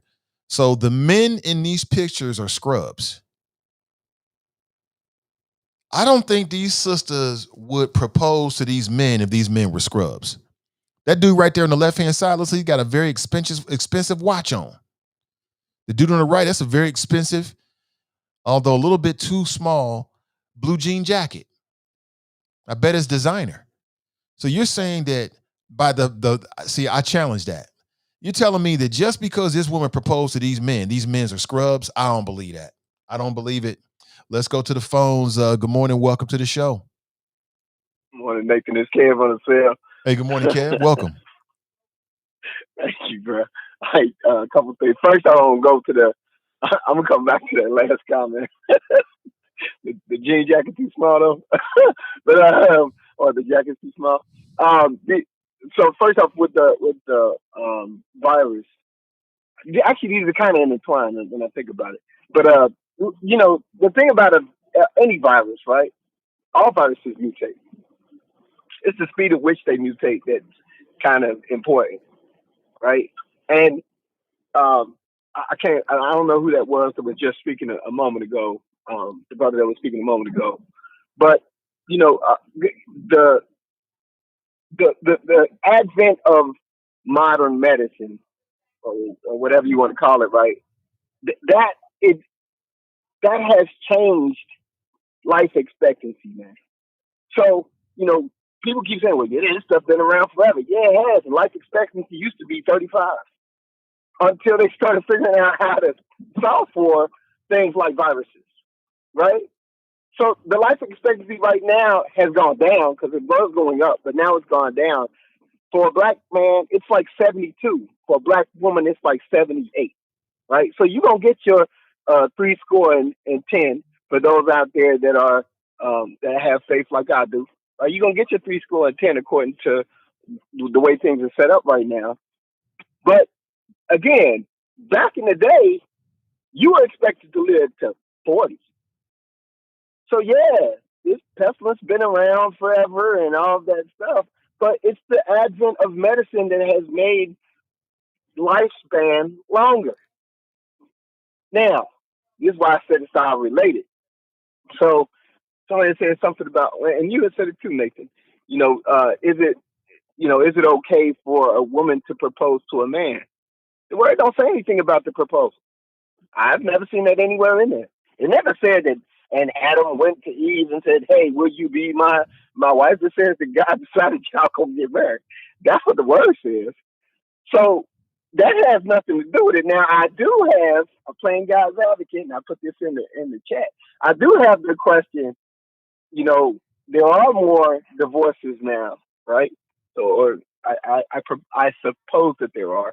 I don't know that we have strong numbers on what divorces were like back in the day, because we didn't have the mediums that we have now in order to judge, how many people were actually getting divorced.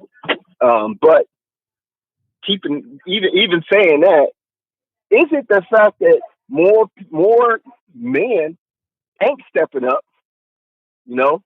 I have a lot of friends, partners, whatever you want to call them, who are like, "Man, I ain't never getting that." You know what I'm saying? I'm out here playing this field. They got these apps out here. I'm POFing and Tinder and all these tenders are out on Tinder, and I'm gonna see how many I can get. You know what I'm saying? So, and a lot of the ladies, unfortunately, and maybe some of the men too, are going for it. So, there's all kind of hookups and NSAs and all kind of stuff happening right now.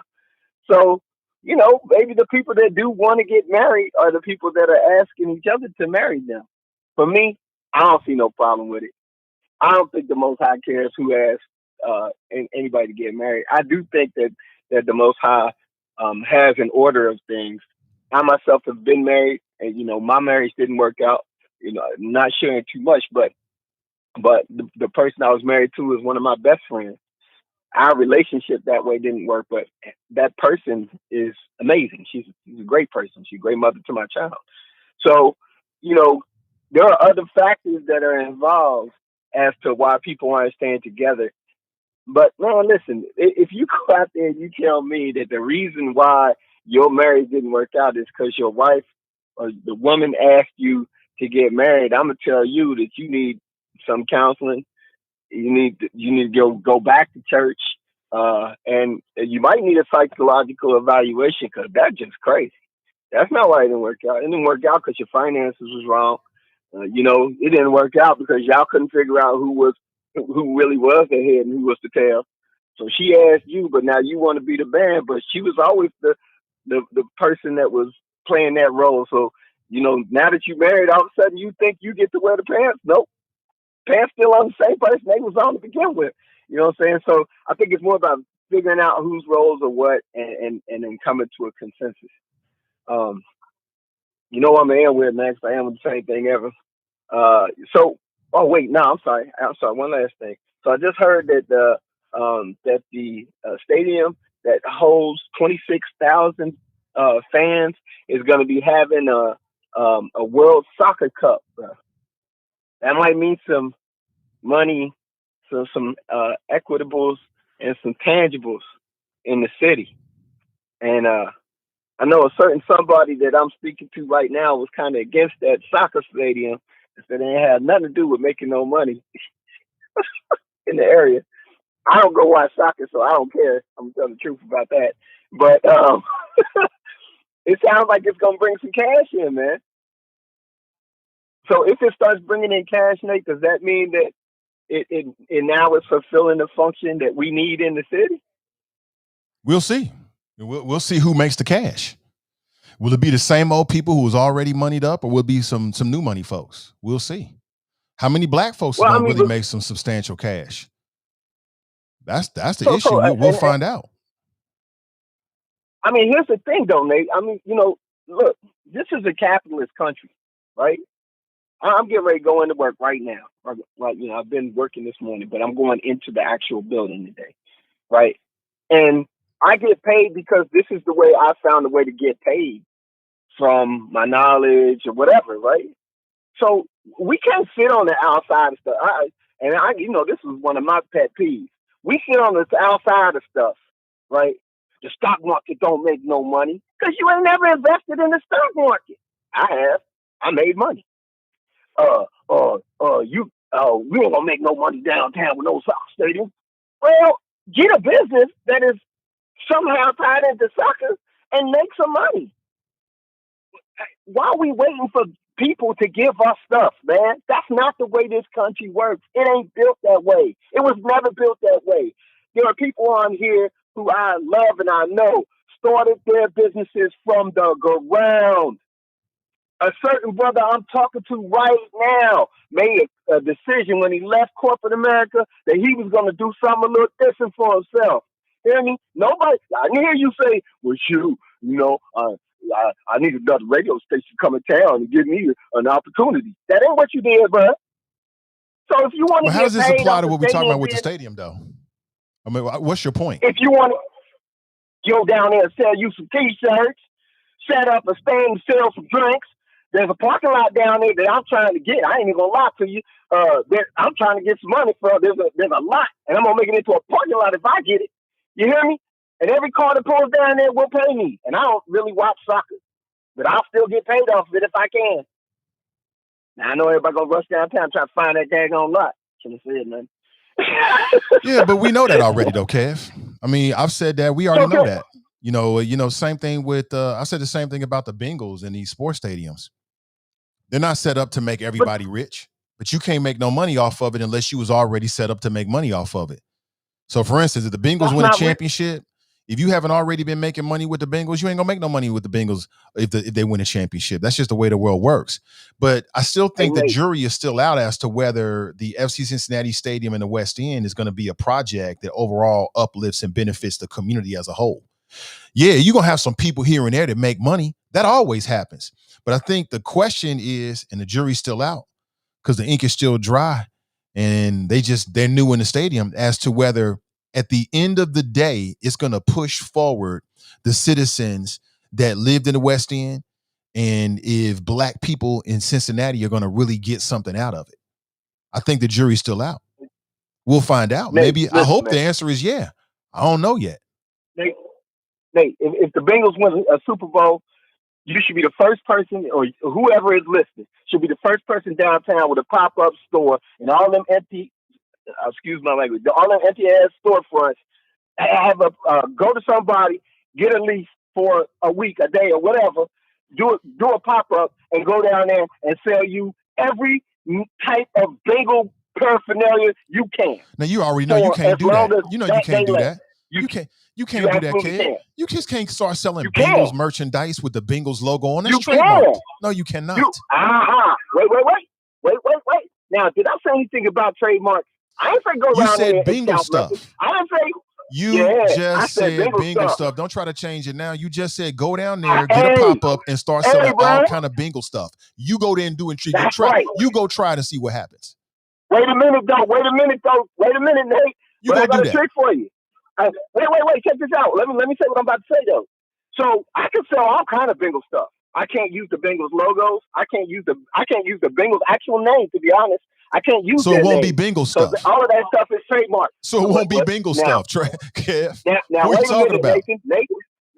Nathan, we all smarter than that.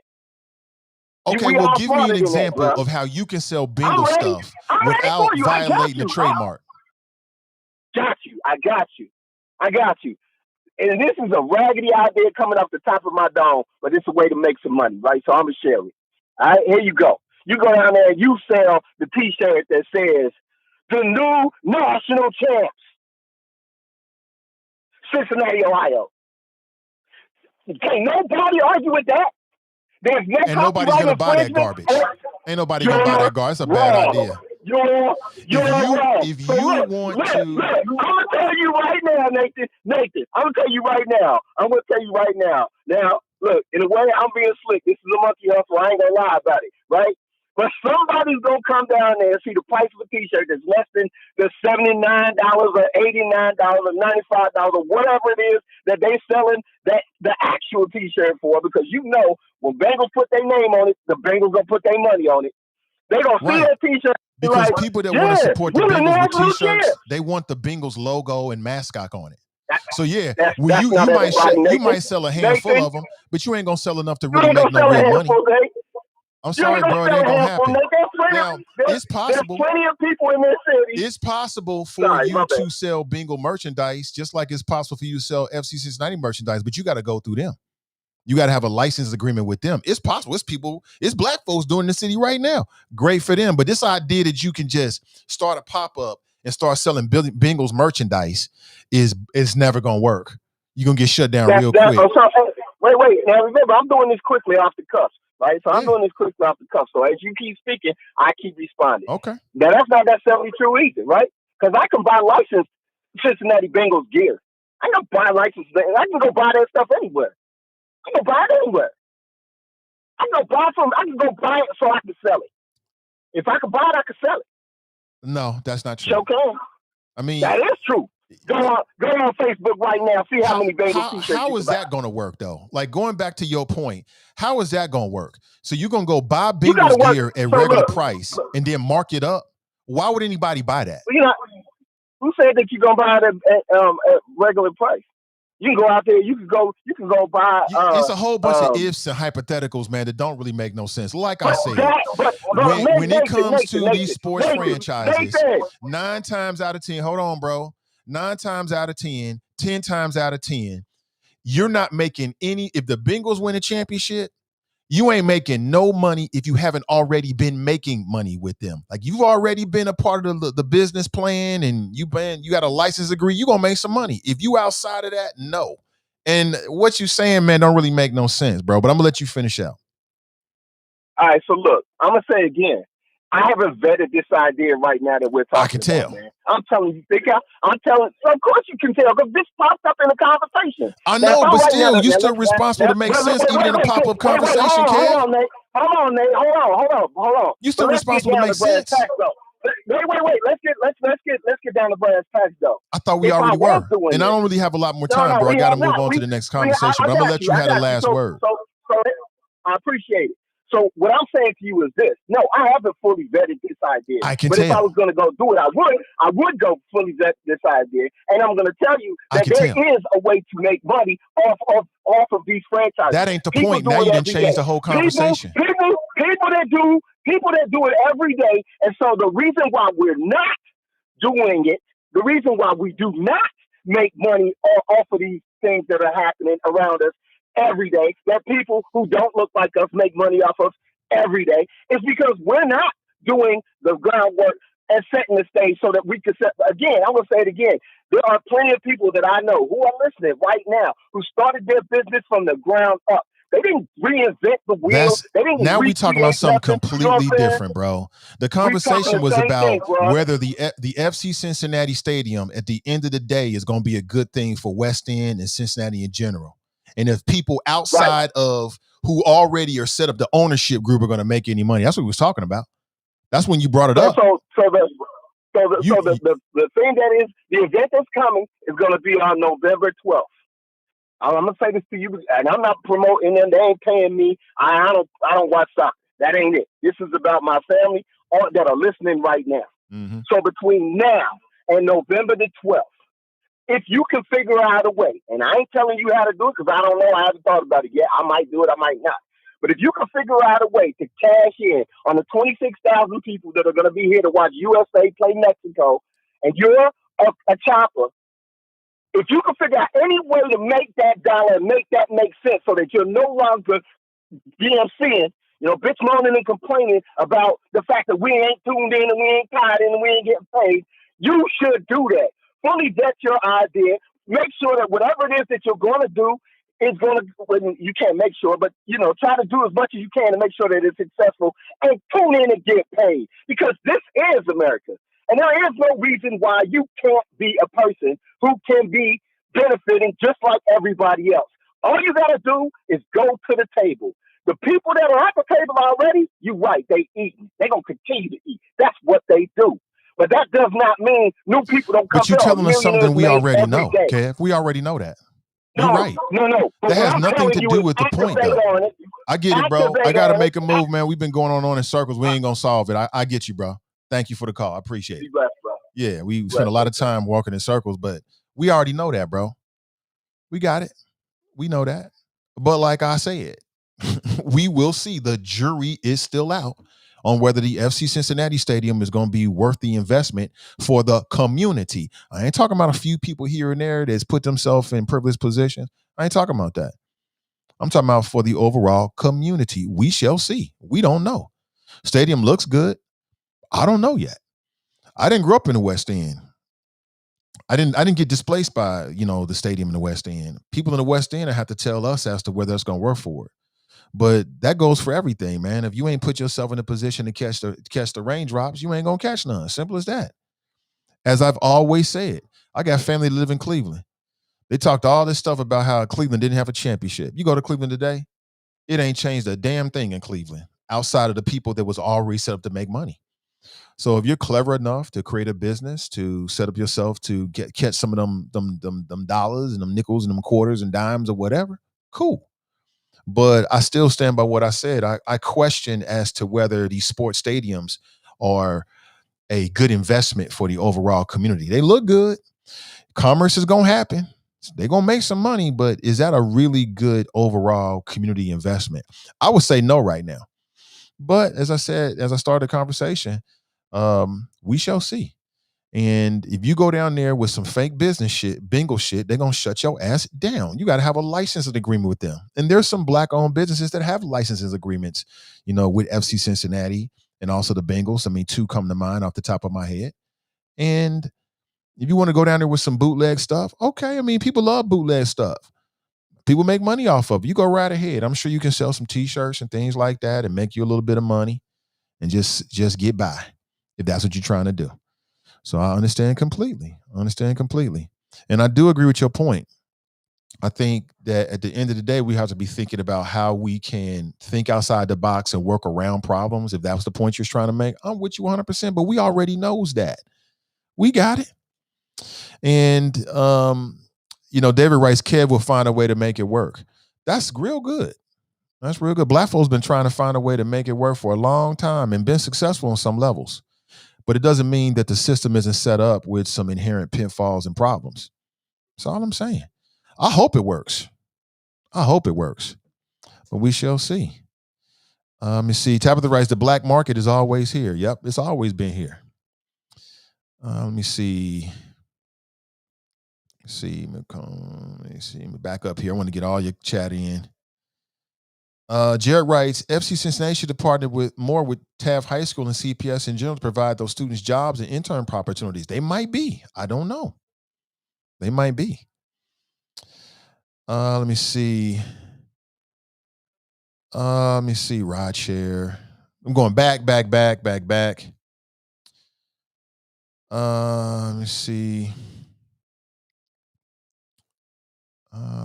People saying they agree with Kev. That's great. Let me see. And Shannon writes, and have a wonderful day. She was out. Let me see. Somebody writes, Nate, hang up. No, I don't want to hang up. Let me see. Angela writes, how many people did you ever see rocking bootleg Ocho single jerseys? Actually, I did see a lot, actually. You're right about that. Let me see. Anthony writes, the Bengals will sue your ass. They might, but to be honest with you, there is a lot of bootleg shit out there. I don't buy it. If I'm gonna buy a jersey or something, I want the authentic thing. That's just me. But you're right. There's always gonna be a black market out there. Just go to like where was I at? I mean, I used to go to the what was it called? The Black Family Reunion. Oh, thank you. I used to go to the Black Family Reunion. Is that what it's called? In Indianapolis. It was always a good time, man. It was like a whole week and a weekend full of events. And they had so much bootleg shit from t-shirt vendors. I was just down at Yateman's Cove. They had all kind of vendors selling knockoff this and knockoff that. A lot of it was stuff that was like culturally relevant, sort of like hip hop stuff and shit like that. I saw a little bit of sports gear, and something tells me that it's probably knockoff. And I guess people were buying it. So I think Kev is right. People will buy some knockoff stuff down there. You're not going to be able to do it right next to the Bengal Stadium. That might be a problem. If you're going to be right outside the Bengal Stadium selling knockoff Bengal gear, you might have a conversation with some people. But, I'm with you, though. I mean, the spirit of making it happen any way you can, we already know that. We get it. But that's not the question. The question is, and the jury's still out, will the FC Cincinnati Stadium be worth the community investment in the long run? Maybe it's yes. Maybe it's no. We don't know. I hope yes. We shall find out. I think the jury's still out. Ernest writes, just because it say loud, Kev do like to get loud like that means something. That's hilarious. We don't give a damn about you getting loud. That don't mean a damn thing. But that's my brother, dog. Immigrant babble. Don't say that. That's not immigrant battle. He's just got a different perspective, which I think is refreshing. We need that. Let me see. Angela writes, so says the man who just became a naturalized U.S. citizen. He's a brand new African-American. He got that brand new African-American glow on him. Everything's brand new. But again, I think it's a refreshing attitude. We need that on the show because I admit I'm a jaded, natural-born African-American. I'm jaded about this experience. But so having that new perspective, I think is, as I said, very refreshing. Let me see. Immigrant babble. You wrong. Cincy Tigress writes, TNT, I don't believe a thing these people say. I've made choices for my body for a long time. This is no different. I don't get the flu shot either. I've never had to justify it to a stranger. Okay. Angela writes, typical land of milk and honey mentality. Well, I think the mentality of let's make it happen any way we have to, no matter what the struggle is part of the resiliency of Black folks. That's a part of our heritage and our culture, and people do make it happen. But we shall see. Hopefully in 5 years, when we look back and do an analysis about FC Cincinnati and the stadium in the West End, that everybody's happy. Hopefully that's what we'll find out. We'll find that Black-owned businesses is doing good. The West End is doing well. People are happy, and it was a great idea and a great investment. Now, will that happen? I don't know. Tiff writes, Houday isn't trademark. People make and sell non-trademark bingo gear all the time. You know what? I stand correct. I think you're right about that. Do they sell it at the bingo stadium? I'm not sure about that. Ben writes, nobody's buying bootleg bingo gear. I'm not buying bootleg bingo gear because if I'm going to spend my money, I want the real thing. But there is a market for that because it's cheap. Kathy writes, what the hell? Tracy writes, nobody's buying subliminal messages. I'm not sure what that means. Let me see. Me and Bruh-Man gonna sell t-shirts outside the Whitney Houston concert. Oh my God. Denise writes, good morning, Denise. They're not going to sell that empty lot to you because you're Black. They know the potential and money it will bring in. Well, I hope Kev is successful in buying whatever lot he's talking about. He might need to have like a white business partner that he pays. There was a Netflix show about that. It was about these bankers, and they became very, very, very. They made a lot of money doing, as bankers. They owned the first Black-owned bank, but when it first started, they played a white dude to be the figurehead because they knew they was dealing with a racist society and that they wouldn't get a fair shot if they introduced themselves as Black owners. So they got this white dude to be the owner. And basically, they was running things, and the white dude was in on it. So you might have to do something like that. Whatever it takes, right? Whatever it takes. You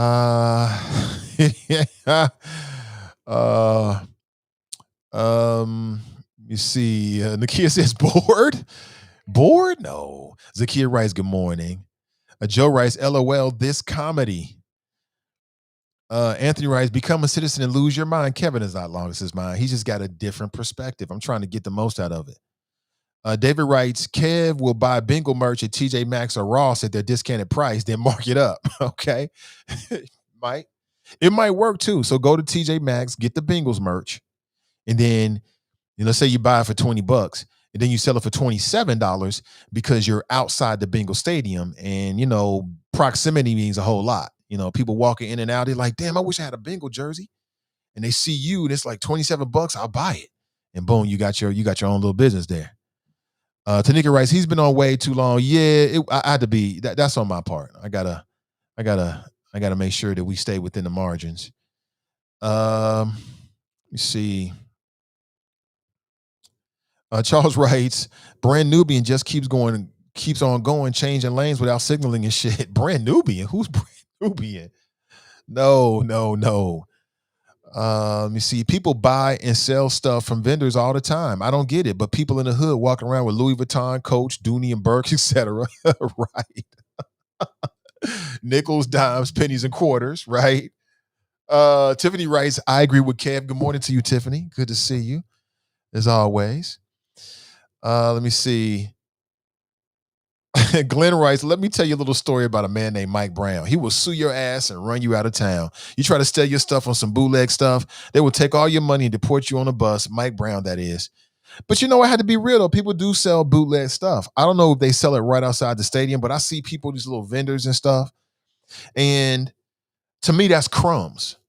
So what I'm talking about is real equity and policy. Real tangibles. I'm like, I see these people selling t-shirts outside of the stadium. That's crumbs. But again, you take all your crumbs, you can make a whole piece of bread with it. So I guess it's all about your perspective. Let's go back to the phones. Good morning. Welcome to the show. Good morning, Nathan. How are you? I'm doing well. Good morning, Brother Fame. How are you? Yo. No, because I get to hear your voice. Oh, great. Same here, brother. Welcome. But I'm sculpted at the same bit. Something told me you were. God damn. Stop. I'm fucking Brit. None of that monkey shit you talking about. You breaking up, bro. I mean, I kind of want to hear what you got to say at this point, but you breaking up. We can't even hear you. You still there? Me now? I'll tell you what, better? Let's try this, man. Hang up and call me right back because I want to hear what you're saying, but you're breaking up so much we can't really hear it. Okay, I'll do that. Yeah, call me right back. I'll put you straight. Sometimes just calling right back resets the line. I'm no expert on phone lines on the internet, but I've just noticed over the years that sometimes that works. And I kind of want to hear what you're saying. I heard a whole bunch of disgustedness. He said he's disgusted about something. But let's let it be known. I support Kev 100%. We just agree to disagree. That's it. See. Dale writes, the only way is if there are multiple events besides soccer. And as you said, Nate, if you don't already in the game, you will not have any significant impact. Yeah.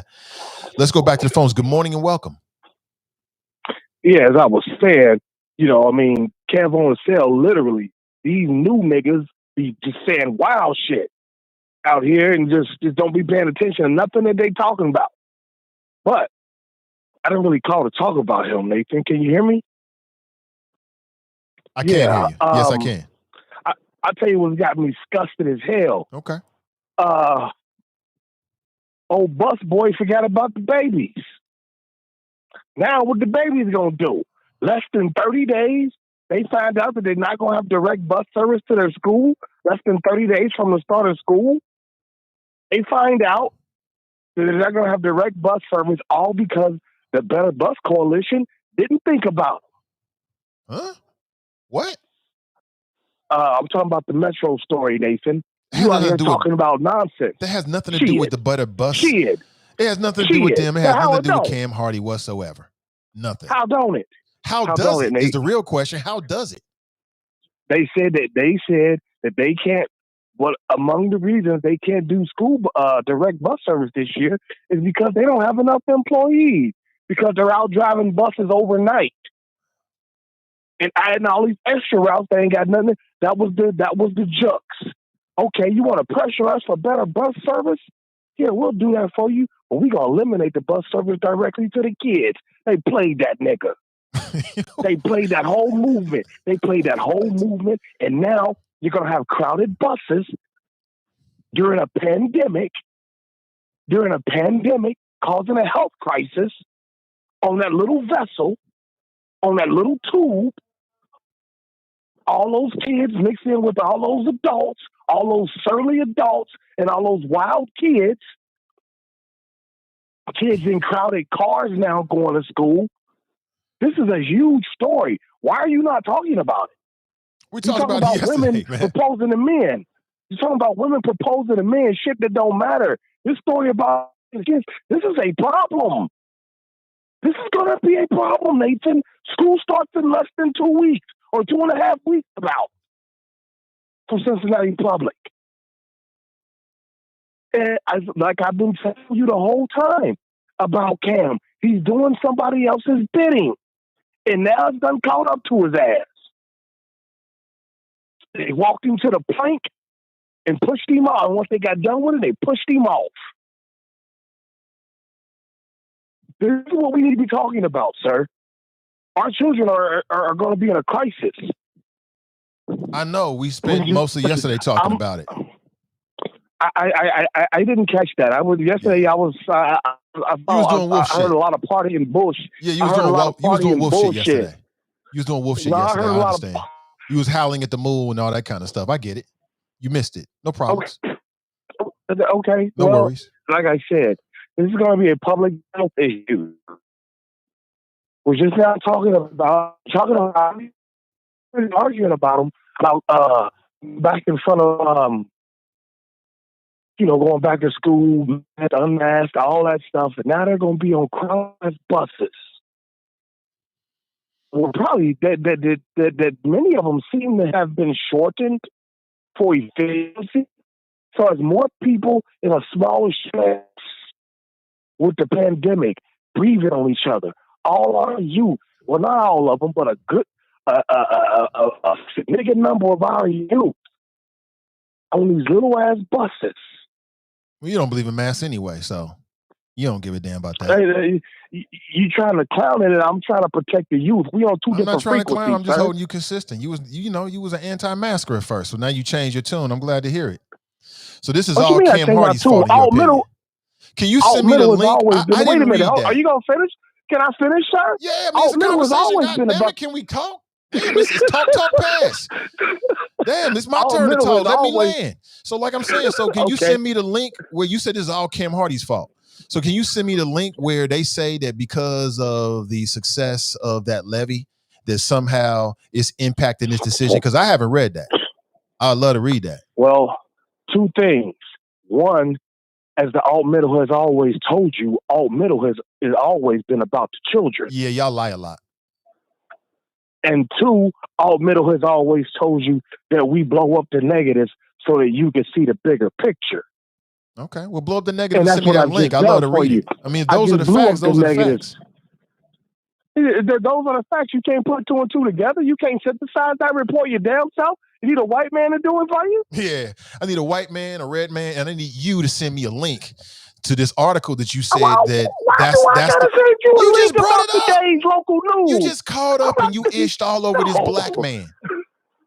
You just Because called he up and you deserved to ished be all ished over on. Cam Hardy. He deserved to be ished on. Well, I know He you got a deserved to personal be beef ished with him, on. but I'm trying to get to the The facts, sir, personal beef, not just your personal opinion. beef ain't got nothing to do with none of It's that. got B. everything to do This with you was got a- a personal beef with him that clouds your judgment when it comes to Cam Hardy every time you speak about him.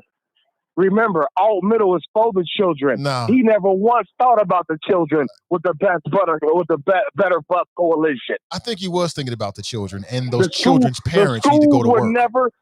The schools were never a part of it. Now you're saying the children's parents need to go to work? Yeah, that was the whole issue. That was part of the whole issue. So people can get access to jobs, people can live their best lives, even if they don't have an automobile. That affects children, I thought you went rogue school board member on me for a second there, shitting on the parents. I was about to really be disgusted. Okay, you saved yourself. So you're not going to send me the link? Where can I? If you're not going to send me the link, where did you read this? I'll look for myself. No, listen, you know the news. You know what the news story is. I'm blaming Cam. Oh, okay. You just blaming Cam. Okay, I get it. So you don't have no facts. This is just your opinion. Okay. I say this. Yeah, the fact is that there's not going to be the school bus direct service. No extra, whatever they call it now. You know what I'm saying? That's what I'm saying. Whether I don't give a damn what Rob Braun say. Okay. Or whoever the local news anchors is. This is what I'm saying. And it's a fact that the children were an afterthought. This was an unintended consequence of a monkey being used by Democrats. But I digress. Hey, Nathan, it's been real. I had fun. I'm going to go back to minding my black ass business. You do that. Oh! You go back to minding your black ass business. That man is nuts. So it's Cam Hardy's fault. And that's his opinion. Listen, brother, if you send me the facts, then those are the facts. We'll deal with the facts. Is this a consequence as to the levy that was passed in Hamilton County to expand bus routes? Show me the facts. If that's what it is, we can talk about it. But it sounds like it's just your opinion. This man is always jumping at an opportunity to go hard at Cam Hardy because they got personal beef, I think. I don't know the details of it, but they got some kind of personal issue. It seems more one-sided, like it's more Fame against Cam than Cam against Fame. But if that's your opinion, man, it is. You're welcome to it, but you're not welcome to your own facts. That's all I got to say. Ronald writes, Fame got to chill. Let me see. Brenda writes, breadcrumbs turn into loaves. Bootleg works for some. Okay. Nikki writes, who is this? Tanika writes, she's Fame. Yeah, he was on one this morning. Tanika writes, Fame was off the chain this morning. Yes. Angela writes, it's most definitely connected to issue 7. Okay, how so? Because I can't say that there isn't some logic in what he's saying. I can't say that. But are we really connecting the dots that way? Is it a cause and effect relationship? I like to hear it. Send me the link. Show me the facts. I only want to deal with the facts. Anthony writes, CPS made that decision. As I understand it, Anthony, that is not correct. CPS did not make the decision. CPS was, as I'm reading, is not happy with the decision and they're pushing back on it. Matter of fact, there's an article in the paper this morning that's pushing back on it. I don't think that's true. I don't think that's true. Matter of fact, I'm reading district officials don't support the change. CPS officials are not happy with the plans, and the district is deeply concerned about the negative consequences this proposed change will have on Cincinnati students and families who rely on Metro for transportation to and from school. The interim superintendent, Tiene Amat, said in a statement that was put out yesterday afternoon, quote, CPS does not believe that elimination of extra routes is an acceptable resolution to SORTA's bus driver shortage. Now, back to Fame's point. Is there a bus driver shortage because of the expansion of routes, throughout the whole metro system? Somebody connect those dots for me. Quote, elimination of the extra routes may resolve an operating challenge for SORTA, but it does so at the expense of Cincinnati students and families and without the due consideration of the true impact on their daily lives. So there it is. So it's not a CPS thing. Let me see. Nate, let the dog. Yeah, I had to let him out. Tracy writes facts. Kendall writes he got a point. Listen, I acknowledge. I see it logically. Tabitha writes, yes, that bus service is going to be an issue. Let me see. Scott writes, there's worker shortages in every field. Yes, they are. Does that impact Metro drivers as well? I don't know. Was there a shortage of Metro drivers before all of this? I don't know. I want to say I kind of think so. Let me go back to the phones. Good morning. Welcome to the show. Hey, good morning. Is this Nathan? This is Nathan. Hey, how's it going, man? This is Andreas. How you doing? What's up, Andreas? Not too much. Oh.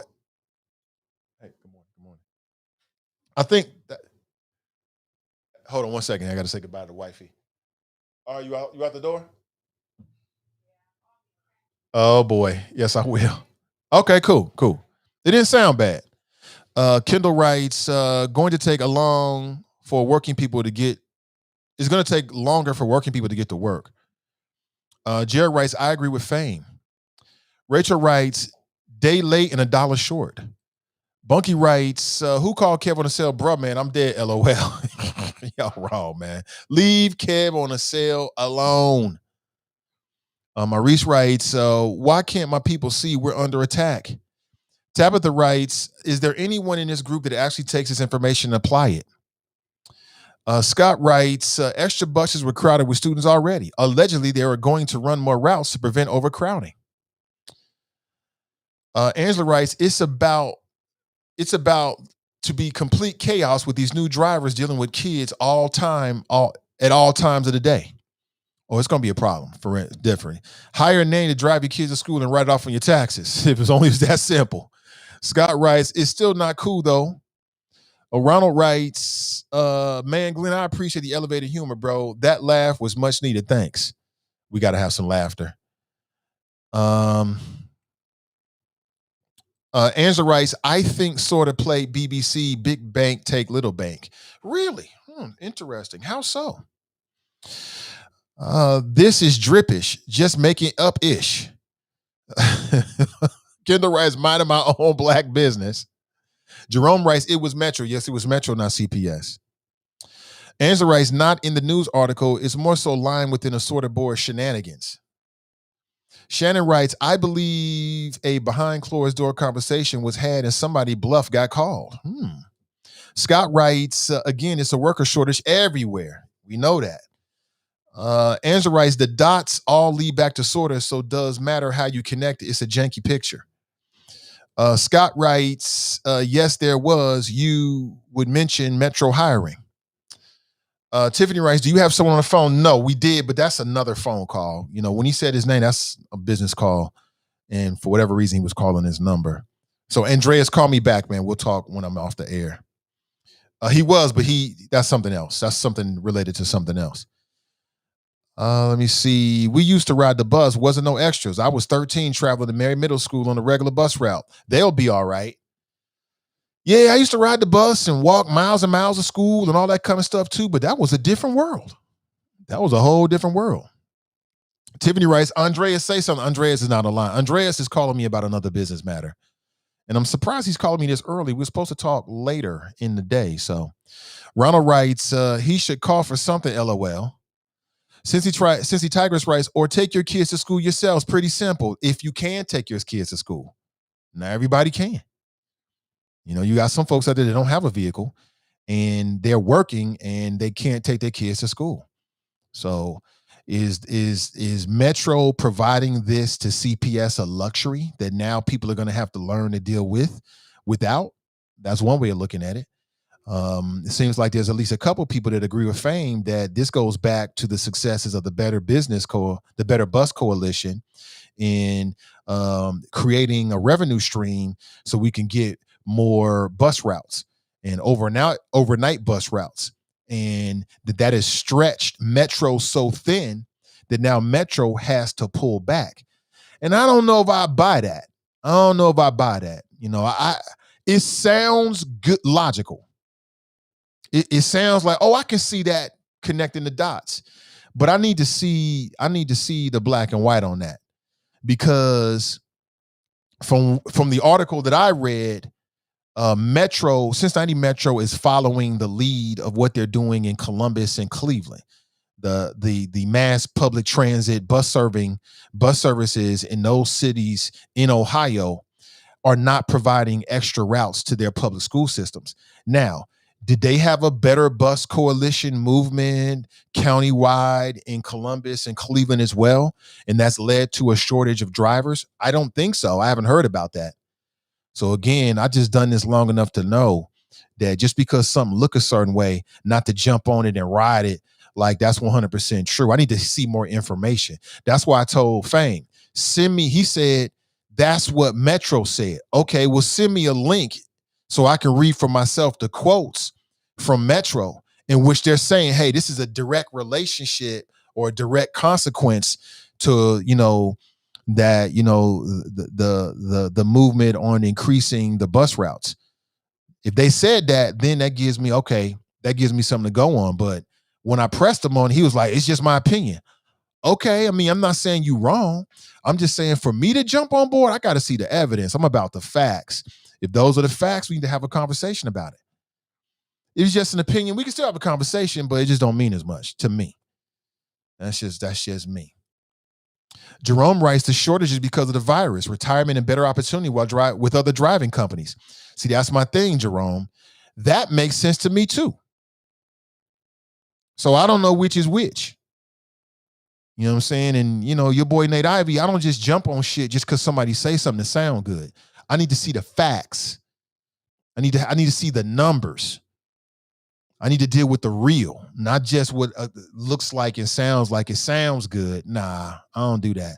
Y'all can do that. Somebody else can do that. I don't do that. You know what I'm saying? I'm not going to ish on Cam or any, you know, it just, sometimes you put things in motion and they're the right thing. And then you realize it has an unintended consequence. It doesn't mean you got to throw the baby out with the bathwater. It just means you got to edit as you move. So I don't know. Didi writes, did she say take your kids to school? WTF, is not that simple. Ugh, right. Jerome writes, the overnight service is a joke. We are in Cincinnati. Who out in 3 a.m. in Cincinnati catching a bus? Well, I mean, there are people that work that overnight shift. I used to do Uber. You know what I'm saying? I did Uber while I was doing this show, like when I first left Radio 1. And I enjoyed it. And I used to like to get up. I'm a night owl naturally. So I like to be out at night and up at night. That's when I can be the most active and my most productive when it's dark outside. That's a night owl. And I remember picking up a couple people early in the morning. I'm talking about 4 a.m. in the morning because that's that good Uber time. And taking them to jobs way out. I remember having a conversation with a white dude. I picked him up in, I have no shame in my game. I picked him up in Avondale. And took his ass way out to Springdale. It was a good little, I made some money off of it too. I think he paid me. It was a good little piece of change, man. It was almost like $40, $50 just for that route with the surge early in the morning. We talking the whole time. I'm like, well, why don't you just take a bus? He's like, there are no buses. There are no buses that get me to work when I need to. And if I take a bus, it takes me too long and I got to walk a mile and a half. I just rather take an Uber. So there are people out there, Jerome, it's about getting to work, and they don't have cars. And I just think that that's part of what has made Cincinnati such an unequitable place, is that, Cincinnati is highly accessible if you got an automobile. If you don't have an automobile, it's not as accessible. Certain things you just can't get to at certain times of the day. And that affects the bottom line. So I don't have the numbers, though. I don't know how many people are using Metro overnight to get to work. I would imagine that's probably the majority of the people who are using it. They're probably going to and from work. And, there's a lot of jobs that's out here in the suburbs. It's not in the inner city or near the center of the city of Cincinnati that people want to try to get to. So I get it. Angela writes, here are the facts. In the past, sort of cut route service, remove stops, discontinued routes, all the while still maintaining extra school routes. Now, when there's more money coming in via the levy, it becomes either or situation, not buying it.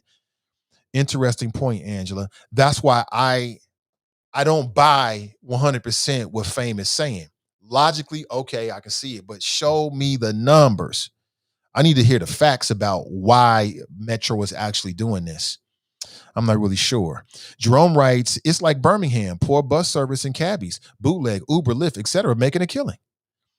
Tiffany writes, I live in a district that has no bus service for high school. I've been driving my kids the last 7 years. It's tough. Good luck to the CPS parents. So Tiffany's already on the other side of it. She got to do what she got to do. Like, when you're a parent, just make it happen, Captain. You got to make it happen. Ain't nobody coming to save you. Ain't nobody coming to do for your kids what you got to do for your children. That's not a bad thing. It's just the way it is. Maurice writes, I saw messages on Metro that said they're hiring. Okay. Yeah, I think there's more to it. Since I know this is I'll say the same thing I said yesterday. We spent a lot of time talking about this. Is I'll reach out to Metro and see if we can get somebody from Metro to tell us in their own, because you know me, I like to go straight to the source of the matter, right? And we'll get somebody on Metro on to talk about specifically why Metro is doing this. That way we don't have to if and whiff and try to figure out what's going on. We'll know what's going on, at least from their perspective. And then we can ascertain for ourselves as to whether we think it makes sense or not. I think that's fair. I'm willing to do that. Didi writes, I work from Amazon from 11:30 p.m. to 3:30 a.m. See, speak on it, Didi. You got an Amazon thing over in Northern Kentucky. Like I said, I did Uber and Lyft in the city, man, and enjoyed it. I had fun with it. I really did. Because I've become a conversationalist, and I like having interesting conversation with people. And man, when you're doing something like that, you're gonna meet. I met all kinds of people, man. I had no idea how busy this city is, and how many people come in and out of this city from all over the world until I started doing rideshare. You know what I'm saying? I should do it again. Whatever it takes to put food on the table. Zakia writes, good morning to Charlie Winburn. Absolutely. Always good to see Mr. Winburn in the house. We got the Hamilton County Treasurer with us on most days. Nat writes, so Metro service is 24 hours now? See, Bunky writes, looks like someone dropped the ball dealing with CPS bus service. I don't know. I mean, it's like a tale of two stories on this. It really is. CPS is coming across like they're blindsided. Like, nah. And like I said, the article I read this morning is that CPS is pushing back on that. They're like, wait a minute here. My daughter, here it is, CPS pushes back on student busing changings. Without due consideration of the true impact of their daily lives, Cincinnati Public Schools push back on student busing changes. So this is not a CPS thing. This is a sort of thing, Southwest Ohio Regional Transit Authority.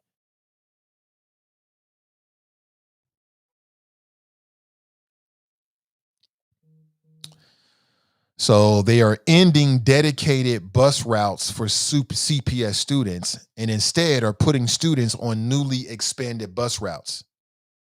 And apparently this was an agreement. Some school board members say they were caught off guard by the decision.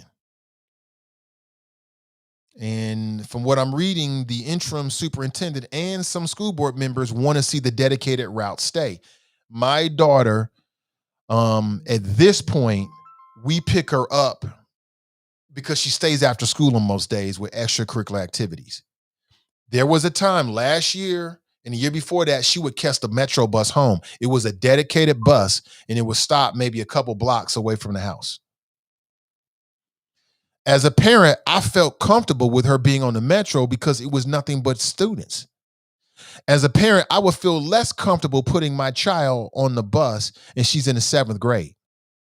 Now, the older she gets, the more comfortable I get with it. I would be more comfortable with it today because she's 16 now, as opposed to when she was 14. I know what you're thinking, Nate. When I was 13, when I was 14, I was walking 5 miles a day and getting on the bus, 2 buses to get to school and home every single day. I took 4 buses from home to school, for school to home every single day, but that was a different time. We talk about today's world where you can't take nothing for granted and you can't trust nobody.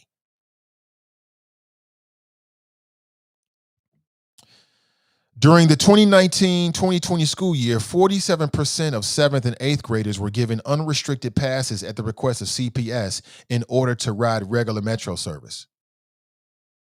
So that's sort of saying that you go back before the pandemic, 47% of 7th and 8th graders were catching Metro buses anyway. Sort of says that the plan was mutually determined.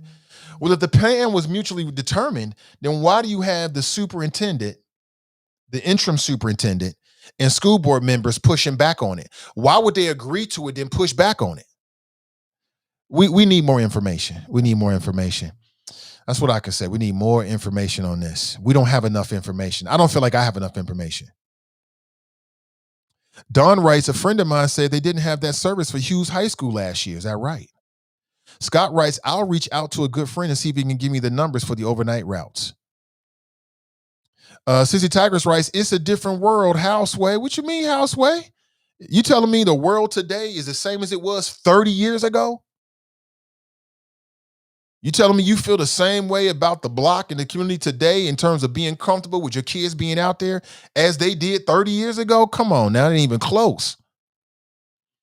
Jerome writes, a good point. They are losing money right now with the overnight service, but can't take the children to school. Cincy Tigers writes, then they shouldn't have had those kids, right, Nate?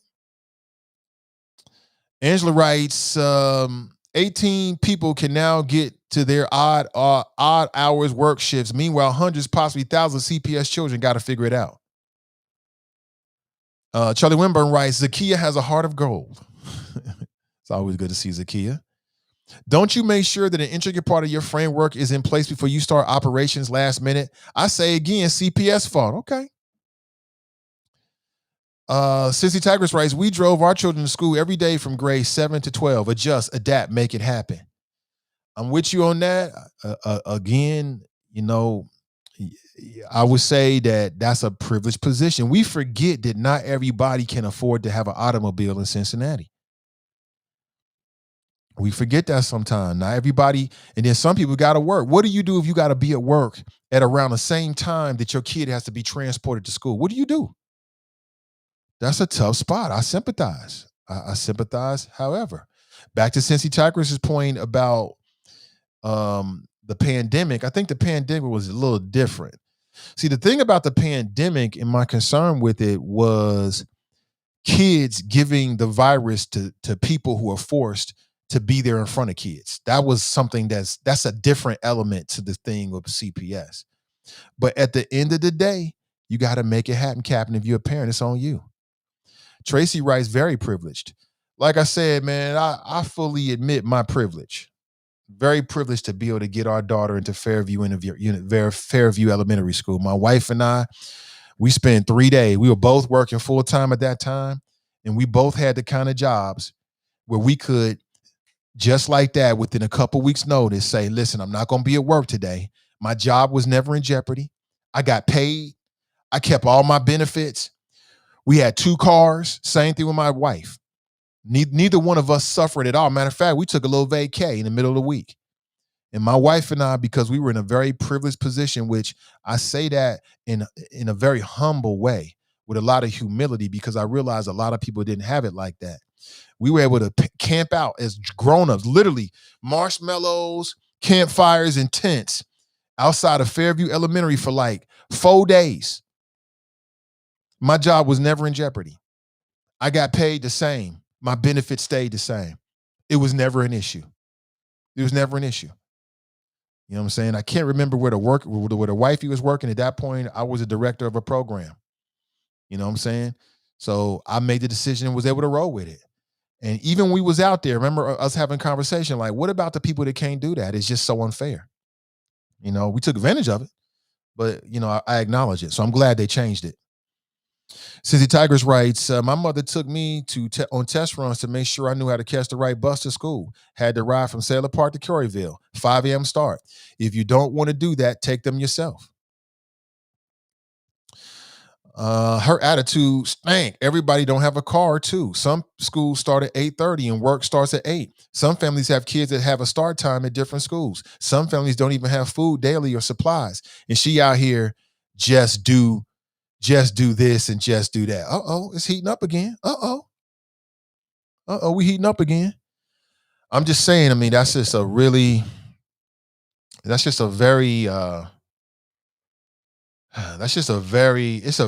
when you have that's why I say the decision to make to have a child is such a deep decision. It's so deep.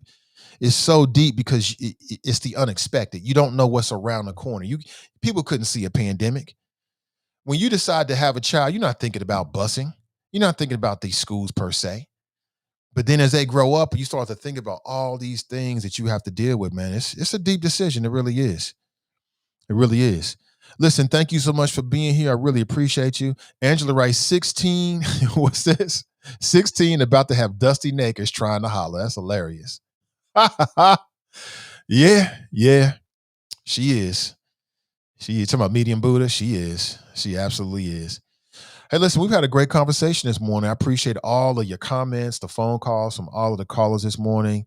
I would say rack everybody, keeps the conversation going. This is your morning destination for interesting conversation. I just want to provoke thought. I want you to think about things and sort of challenge you on some levels. So I appreciate you being here. It means everything. Have an excellent rest of your day, family. All right, before we roll out, another word from our sponsor. The words for today are better mental health. It takes 60 seconds for the universe through the invisible law of attraction to be fully activated in your life.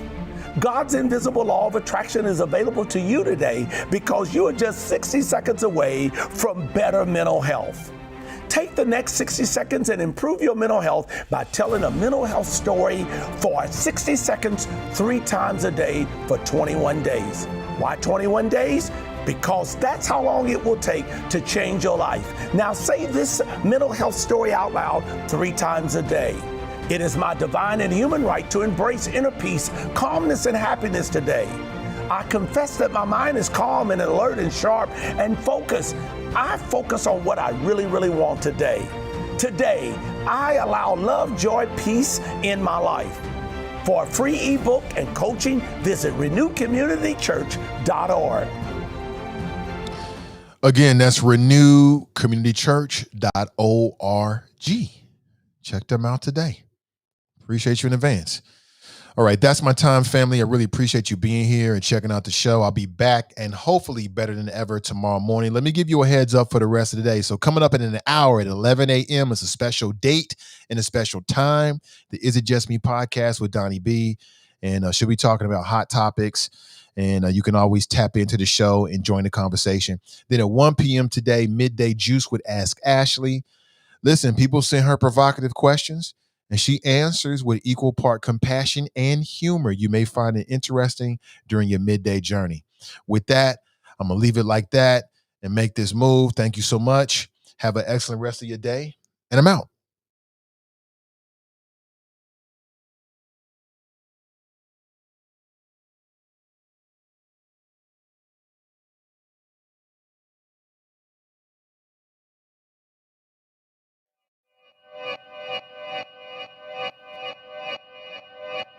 Yeah. Talking to my mirror like I love you so much. Curving on my critics like I heard you, so what? You can't kill my confidence, I think I'm the man. Tally all the I ever gave on my head. Lately I've been living like I